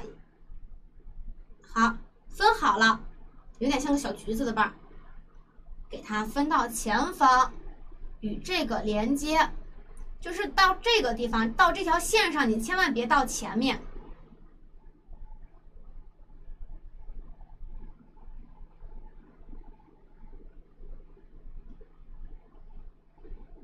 好，给它分成几瓣，这个就是叫八角帽啊，我也有这样的一个帽子。好，分好了之后啊，上面看是这样子的。如果你想让你这个帽子呢增加一点纹理的话，你家里肯定有什么7本针或者是这样的一个切割刀，它上面会有这样的纹理。如果你的帽子没有干的话，你可以在上面就是轻轻的滚动，那它就，哎呦妈呀，这刀我不敢滚了啊！轻轻的滚动，它就可以产生一些纹理，它看起来就是会更有质感一些啊。这也是一个小方法，你们可以试一试。好。下面的话，这个帽子基本上就做完了。还有一点的话呢，咱们就是帽子的话呢，在戴的过程中，不管是衣服，只要是布料，它就会产生相应的褶皱。那这个褶皱的话，我们今天就是主要做的是 V 字形的褶皱，就是打对勾，哎，打对勾。比如说在这个地方给它画一刀，这个地方画一刀，这就是 V 字形的褶皱。这个是大的，旁边可以来一个小的。看到了没？这块的话也可以来一个长的，这块来一个小的，就是大小穿插着去进行一个制作。这是 V 字形的这个小褶皱。以后的话，咱们在制作人物服装的时候还会学到更多。先一点一点的来。好，就是这样。但是这个褶皱记住适量啊，适量，别加太多，加太多的话那是真的丑啊。啊，适量，一个格子撑死2个，1到2个，就是一个格子里面的这个 V 字形的褶皱，撑死是1到2个，可以是1个，可以是2个。好，那这个帽子的基本的话我们就做完了。这个小洞洞的话，我们现在就是先给它添加上去啊，就是先取一块黑色的粘土，就是搓成长条，粗细程度的话肯定是越细越好嘛，就是大家不要搓得太粗了。用剪刀，我们给它修剪出来一个长度是6毫米左右的，然后给它放到这个洞里面就行啦。啊，稍微给它弯曲一点弧度。叶子我们最后去加啊，叶子我们最后加。血小板就是这个帽子，你们这节课学完之后，你们是啥也能做了啊，自己去做。好，然后我们这个整体就已经差不多完成了。大家对于整个头部的制作有什么问题吗？没有的话，我们就要往身体部分的进行讲解了。上面的小配饰最后会统一讲解的。你看 Plus 版一个脑袋顶2个，哈哈哈，这是我的特长。我跟你说，我做东西是越做越大啊，大一点也好，方便你们看清楚。棱角的话呢，我也血小板的帽子应该是属于那个白色的棒球帽吧？我记得我之前做过是白色的棒球帽，做法跟这个还不一样。继续吧，那你得问一问别人啊。陆老师手机没电了，先撤了。行，好，没有问题的给我扣一波4，咱们就可以开始身体部分的一个讲解了。快，小4扣起来！我感觉今天也没有讲很多废话呀，以前是废话太多才拖堂的，今天没废话还拖堂。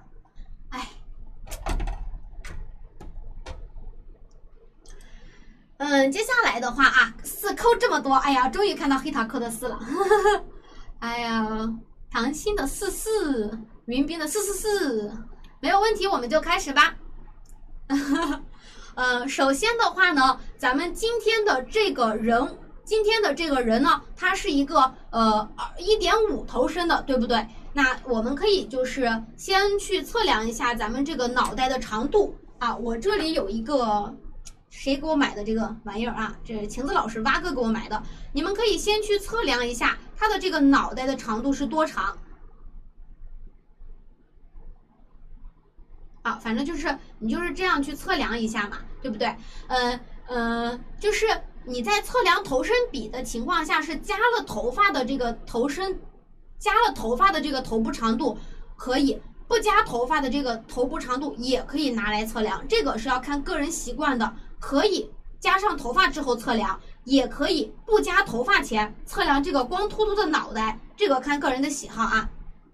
然后看一下，妈呀，4厘米，1、2、3、4，这个脑袋是4厘米，那我们这个身体的长度就是2厘米，这就是1.5头身的比例测量，脑袋4厘米，身体就是2厘米。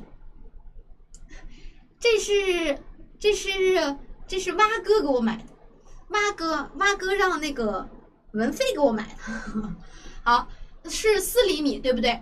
那它的这个身体的话就是2厘米，这么小的啊，这么小的啊，脑袋身体的话就是不太对呀，这身体是2厘米吗？我来测量一下啊，还真是，我感觉不太对劲。啊，身体的话就是给它把握在2厘米左右就可以了，但是大家也不要就是卡得死死的，就2厘米，你稍微长一点也是没关系的。这个是身体的长度，然后我们具体就是来分析一下啊。哎呦妈呀，稍等我一下啊，我要翻到我那个身体的页面。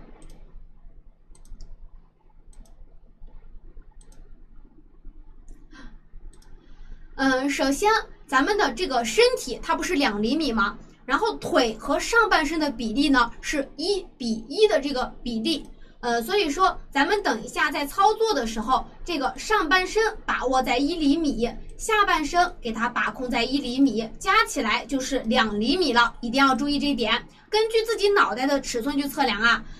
然后呢是整体的一个造型，身体的造型呢是有一点像这种就是上窄下宽的这个小梯形的啊，大家一定要注意了。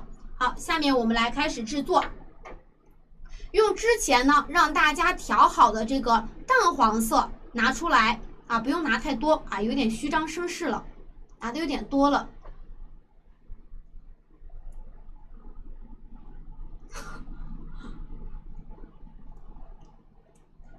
啊，身体的话呢，咱们也可以稍微多取一点，宁多勿少，多了可以修剪，少了就没有办法了啊。首先，大家先取出一个直径差不多是在1.5厘米到2厘米的这个小圆球，然后把它放在手里搓成一个水滴的这个形状，因为这是一个上宽下窄的形状嘛，对不对？好，搓好了。随机啊，随机，就是看你想要做瘦子还是胖子。你看，这就是我的第1版，身体很瘦；第2版身体很胖，这是蛙哥做的，他当时可能特别苗条吧，但是他现在也胖了。好，根据你们自己喜欢的一个胖瘦程度去决定这个小水滴的胖瘦。我的话呢是一个宽度最宽在 1.3 厘米左右的这个宽度，然后我们用手掌给它轻轻的按扁，只是轻轻的按扁啊，别放在桌子上拍，放在桌子上拍的时候它会有棱角产生，最好放在手里面去轻轻按压，收一收，因为按扁之后它会变宽，所以得收一收。按扁之后，它的这个厚度的话呢，是在一个就是8毫米左右的这个厚度，8毫米左右的厚度，然后宽度是在一个1.7毫米左右的这个宽度。好，做好之后，我们开始一定要瘦一点啊，瘦一点。我们不要胖，我们不要胖，我们一定要苗条，我们一定要瘦。先把上面给它多余的剪掉吧，苗条苗条，瘦一瘦，给它就做的越瘦越好。苗条的身材，好，做好了。你看上面的是它的脖子就偏细一点，下面是腿就偏宽一点。拿出我们的棒针工具，从最胖的这个地方开始，从中间的地方一分为2，轻轻的去给它分出来。分出来之后呢，有点像小柯基那个小短腿儿，用手给它往左右两侧掰一掰，然后开始一点一点的去捏。想看看头发的后面，我给你看看这个脑袋吧，这个脑袋更细一点。这个的话，粘土就是因为直播间太干了，粘土有点干裂啊，就这样给你看吧。我四脚朝天，然后你看现在的腿很短，对不对？你需要大拇指一直往前去凹，然后把咱们的这个腿伸长一点。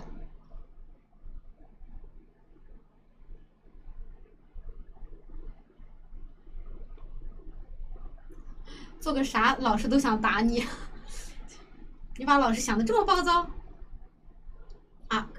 哎，刚才我已经努力想要做一个瘦子了，可是他怎么又是一个小胖子呢？好，大家去测量一下腿的长度，你看还没有从裆部到脚底板还是没有到达1厘米，大家继续去搓，一点一点的去搓。这个腿的话呢，它的尺寸也是有一点点的接近于这个水滴型的，就是上面宽下面窄，脚的话比较尖一点啊。注意左右两边腿的粗细和长短尽可能一致。你看这一腿胖一腿瘦，那么你就需要将那边的粘土给它滚到这边来。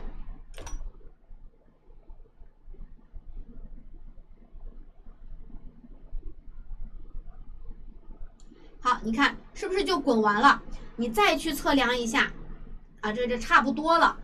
这个的话呢，整个腿的造型是与身体是一个线的，就是一条这条直线。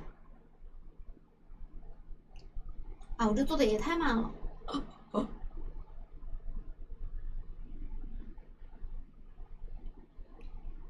好，稍微给它掰一掰，它往外掰一掰，让它的腿就是成一个8叉的这个形状。然后再去测量一下，从裆部到脚底板，我真的是服了我自己。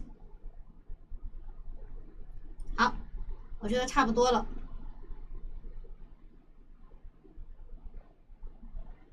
大长腿，大不了做个大长腿。好，够了1厘米了，对不对？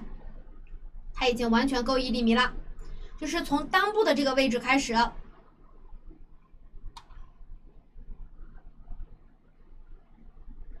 它已经足够到达这个1厘米的这个位置了。脚的话，如果你搓的特别尖，请用手指轻轻的戳一戳，它就没有那么的尖了。然后接下来是我们的腿已经给它做完了，对不对？我们来制作它身体部分的比例，把身体这块捏瘦一点、薄一点，就是这样，一个手左右掐，一个手前后掐。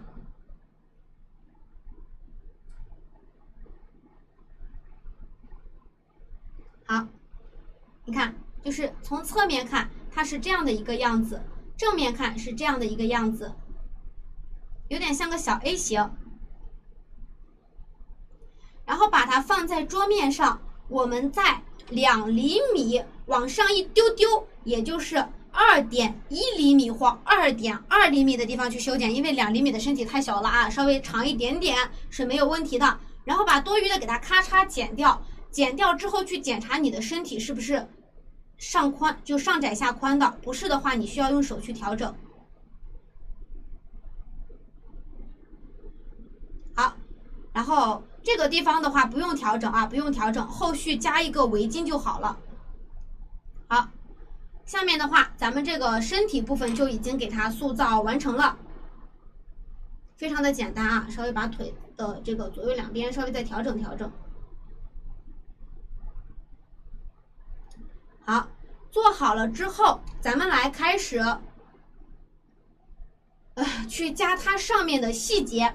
首先是腰带的部分啊，腰带的话呢，它是在裆部往上1到2毫米的位置去进行一个粘贴的。选择的粘土颜色呢是棕色啊，是棕色，大家可以选出来。然后我们需要一个就是很薄的这个粘土啊，这个身体是一定要去调整的啊，不停的去调整。直到调整到你自己觉得看着舒服为止，有点像个小牙齿。好，这个棕色的话呢，大家先不要取太多，随便先取一个小的，给它擀成一个相对来说偏长一点的小长条，因为我们需要这个粘土它薄一点，所以不能太长。好，给它拔下来，哎呦妈呀！好，给它拔下来，你看就非常的薄，看到了没？很薄很薄的。你要是太厚的话，作品看起来就会有一点点的粗糙。好，下面我们给它去修剪一个宽度，你看非常的细，尤其是在身体很小的情况下，咱们的腰带不能太宽了，撑死也就是在2毫米。啊，摁下去，把多余的拔掉。啊，就是这个，把它拿起来，你可以稍微等它晾干一下啊，稍微晾干一下。好，稍微让它晾干一下。然后我想问一下，你们能不能跟上呀？这节课我感觉我自己讲的够慢了，能跟得上吗？就别到时候又有一堆人跟我说跟不上，跟不上了，那我就要嗝屁啦。拜拜，小慧。好。我已经给它晾的差不多了啊，稍微让它晾一晾就行。OK， 能跟上就可以。跟不上的话呢，咱们也别着急，可以通过回放把剩下跟不上的地方去给它补上就可以了啊。白胖胖不要着急，尤其是跟不上的情况下，就是先做自己手上的这一部分，剩余的部分可以先听课后跟着回放去做。好，下面把一端给它修齐了，因为我们这个地方是要放2个小腰包的。那就把这个接缝的地方放在这个腰包的地方，然后绕着一圈就行了。一般情况下，咱们粘土稍微偏干一点，你在粘的时候它就不容易变形，所以说一定要稍微晾一晾，然后把多余的给它修剪掉就行啦。你看是在裆部往上一点的位置啊，就是从侧面看就是这个样子的。好。这是着实太胖了，我今天做了个小胖子，小胖墩。接下来的话呢，我们来制作它的这个小背包。背包的话，就是一个上窄下宽的一个就是小水滴的形状。首先，我们这个背包不能太大啊，不能太大，稍微取小一点点，特别小，特别小，也得放上去比对一下，看是不是特别小。这个像我的这个取土量的话呢，它的直径应该是一个1厘米以内啊，虽说是1厘米，但肯定比1厘米小，我告诉你们。然后把它简单的搓成一个水滴形，啊，不管多长，先搓一搓，然后放在桌面上去按扁，看到了没？按扁之后要调整的，这个给它往下弄，给它要调整的。就给它调整到这样的一个小形状就行了。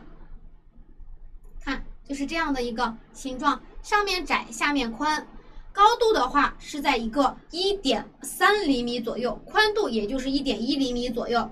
下面拿出我们的这个刀片或者是压痕刀，我们从它的这个整个包的这个侧面的部分，给它画一条线。记着，这条线是要把刀片躺下来去画的，躺下来去画的，记住了吗？刀片是要这样躺着的，而不是这样立着的，躺下来去给它绕一圈就行了，然后把它粘在它的身上背面，就是这个背面的部分，就是没有接缝的这个部分，接缝是正面，没有接缝的是背面。上面预留出一定的这个上面的话稍微预留出2毫米左右的位置，到时候要放围巾的。好，这就是它的一个小背包。你看侧面这个躺下来画会更好，更有层次感一些。你看从侧面看它就是这样子的，看到了没？好，喘个气啊。好了，下面的话我们就来制作它身上的一些小装饰、小扣子。扣子的话呢，就是还是棕色的这个粘土，这转着头找不到这个棕了。但这个棕的话呢，它是一个很小很小的扣子，所以说大家不能拿太多土啊。同样用剪刀去修剪2个特别小的这个小圆球，给它粘在身体的中间的这个部分。一个，看到了没？再去剪2个，它们中间稍微保持一点距离，注意2个扣子的大小尽可能一致一些，稍微按扁一点。好，这是2个扣子，看到了没？扣子做完之后，开始做腰包。腰包的话，一个颜色是我们刚才做头发的颜色，就是取出一个比较小一点的。就这个的话尽量少一点，我的话呢就撑死是一个直径是3毫米的，给它搓长条啊，按扁，轻轻的按压，然后贴在这个侧面。你看有一半是要贴在这个接缝上的，贴好之后用刀片去给它划一条线，这个就不用躺着了，怪麻烦的啊，这就不用躺着了，因为特别小。然后用棒针在上面戳一个小洞啊，就是它的那个放纽扣的部分。接下来旁边这个小腰包的话是需要调色的，大量的白色加一丢丢我们之前调的这个身体的这个奶黄色，给它调成一个特别淡特别淡的这个黄，有点都接近于白了。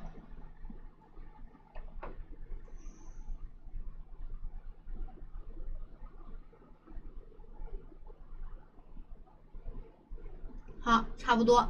然后这个的量就要更小一点了，就要特别特别小，就比刚才那个还要小。然后给它按扁啊，稍微搓长按扁，然后给它放在这个部分，与那个包特别接近的这个部分啊，然后在它上面同样按一条线，然后戳一个小洞。这个小圆球的话，我们正好反正也已经调出颜色了，对不对？我们再取出一个比芝麻粒还小的这个，哎，去哪了？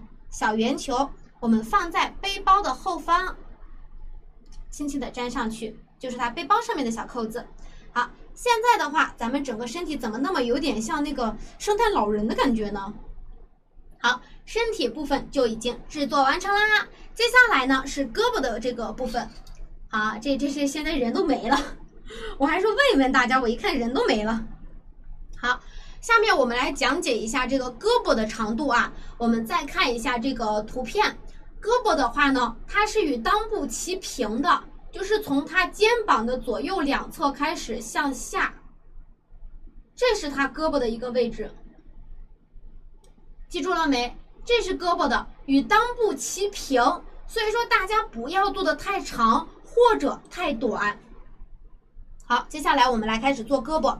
首先我们需要给它搓一个很细很细的长条，这190多个人降到140多个人了，估计都该睡觉了都。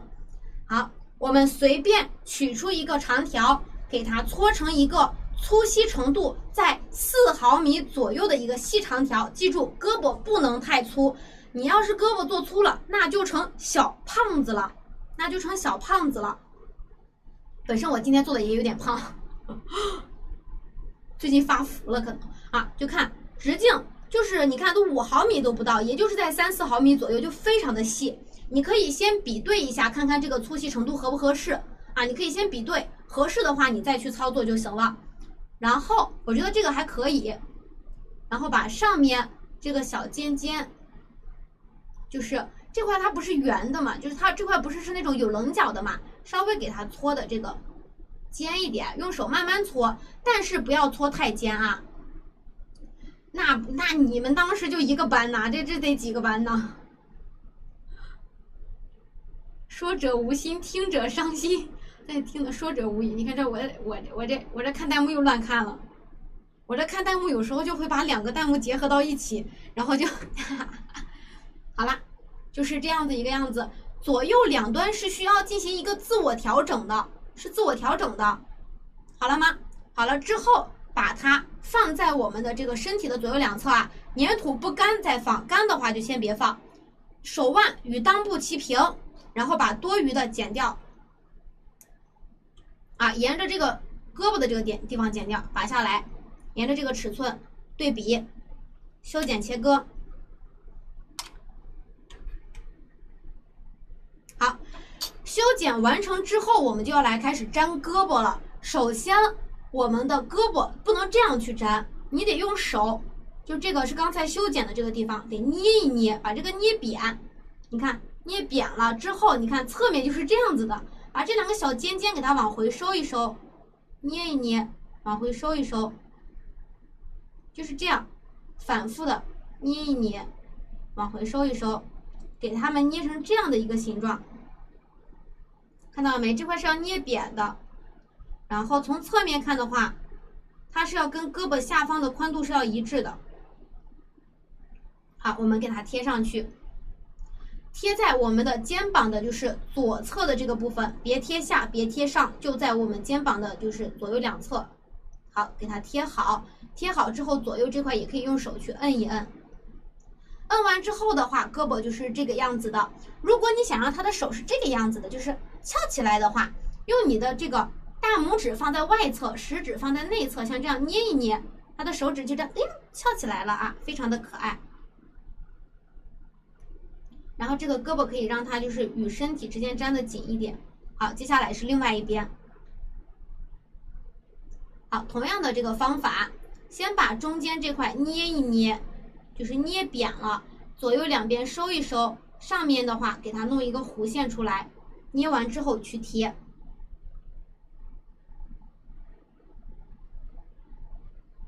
好，这块都是要给它贴好的。然后这个手这个地方的滴儿一捏，小手指就出来了，滴儿一捏，是不是？然后肩膀这个地方就有点壮了，你需要给它稍微往回摁一摁。记住，我的话呢是慢慢调整的，我没有用太大力啊。你看这个小胖子就做完了啊，就是特别奶的小胖子，有点像小香蕉了。下面做完之后，我们就要来做它这个围脖了啊，来做这个围脖。那围脖的话，我们用到的颜色是之前调好的这个绿色啊，调好的这个绿色。主要是上完这节课，我感觉自己已经精力耗尽。好，我们就是随机取出一块，这块的话也是不做量的要求，先给它搓成长条，就是相对来说要长一点，因为我们要给它围一个小圈嘛，就怕长度不够，尽量长一些，然后给它按扁，厚度把握在一个将近，让我想想啊，将近2毫米的厚度吧，啊不，1.5毫米，2毫米太厚了啊，就这样的一个厚度，然后用我们的刀片去将一端给它进行一个修剪，另外一端差不多是修剪一个宽度是5毫米的，就是4到5毫米的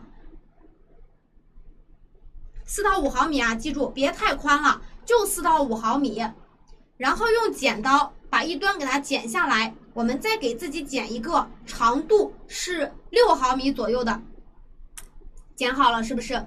剪好了之后，把它粘贴在身体的这个侧面，粘好之后，用我们的这个压痕刀在上面打 V 型，按褶皱，看到没？最后呢，如果你想让你的小围巾翘起来的话呢，可以让它的边缘这个地方往外翘，就有点像是被风吹起来的那种感觉。好，这个就做好了。做好了之后，就拿出我们这个粘土片，从背后开始围。从背后围的时候一定要注意了，一端是在身体，一端是悬空的，有一部分是悬空的，然后包裹住它的整个胳膊上方，然后在这个地方去测量一下这个位置，修剪。你看，就是粘贴好之后，从正面看，上半身的尺寸一下子就变长了，对不对？中间这块还可以放个小拇指是镂空的啊，这个主要是为了方便等一下制作褶皱。看好了，在这个围巾的正中央的部分，哎呀妈呀，这怎么还开了呢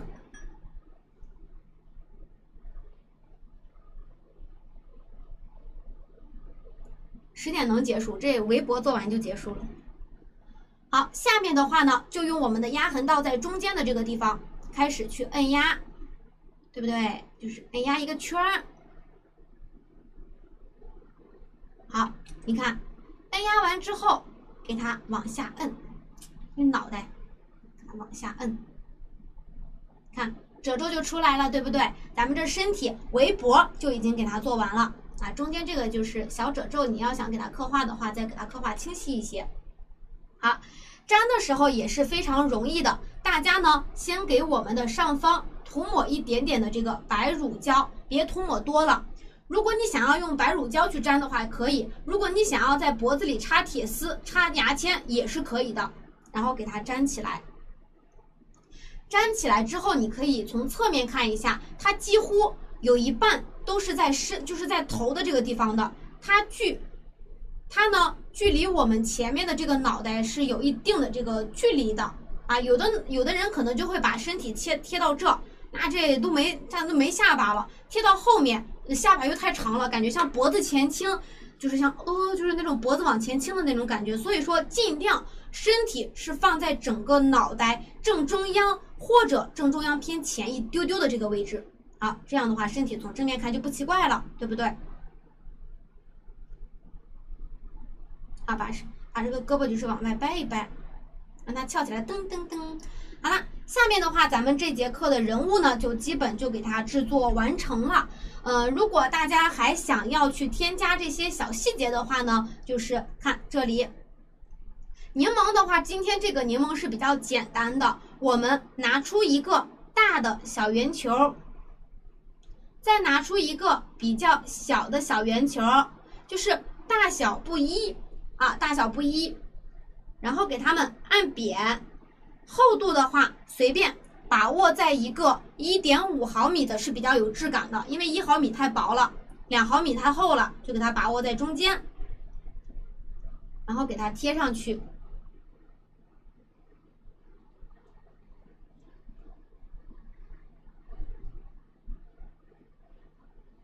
好了，这个柠檬的这个柠檬片就做好了。后面的这个小叶子的话呢，相信你们基础课也学过，我来给你们做一个大一点的做示范，你们课后自己去添加。首先，这个叶子的话，我们是需要给它做一个就是梭子形，对，梭子形，把中间这个胖胖的调整一下，然后用亚克力板按扁，按扁之后呢，用我们的这个刀片。压痕刀在正中央的地方给它按压一条线，按压完之后看好啦，斜着一定要去按压一些密密麻麻的纹理。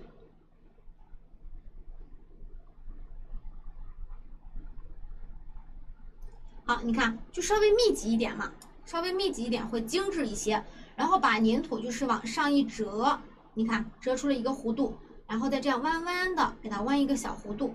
这样叶子就好看了，是不是啊？这叶子主要是对于咱们今天这个案例来说是有点太大了啊，你们自己去添加。就是这个的话是2片小叶子，这个是2片大一点的叶子，自己去添加，好吧？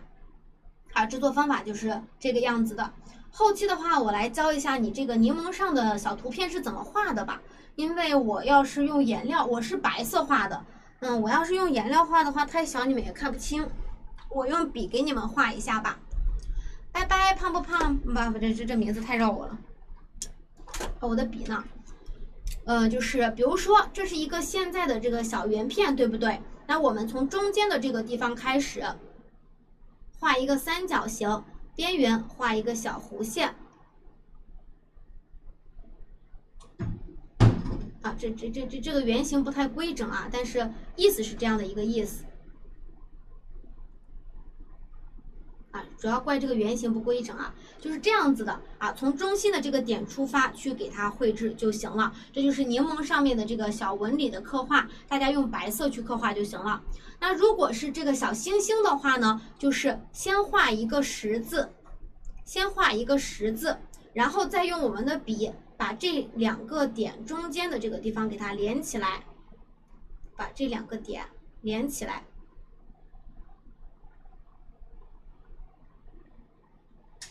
好，这样的小星星就完成了，大家随意去添加就 OK 了。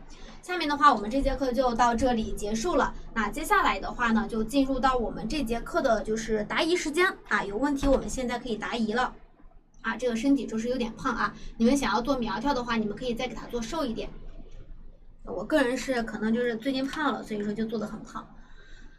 啊，对，用丙烯颜料进行绘制，就是我们的这个丙烯颜料。我把音乐放一放啊，咱们这节课就结束了。下面同学们可以来提问了，有什么不懂的可以来问啊。这个颜料都是用丙烯颜料画的，咱们这个就是Q 版课程当中所用的颜料都是丙烯。啊，没有问题的咱说拜拜，有问题的咱们现在可以来提问了，可以帮助大家解决一些问题。手残画不了，你这让我怎么解决啊，翟阿姨？我怎么办？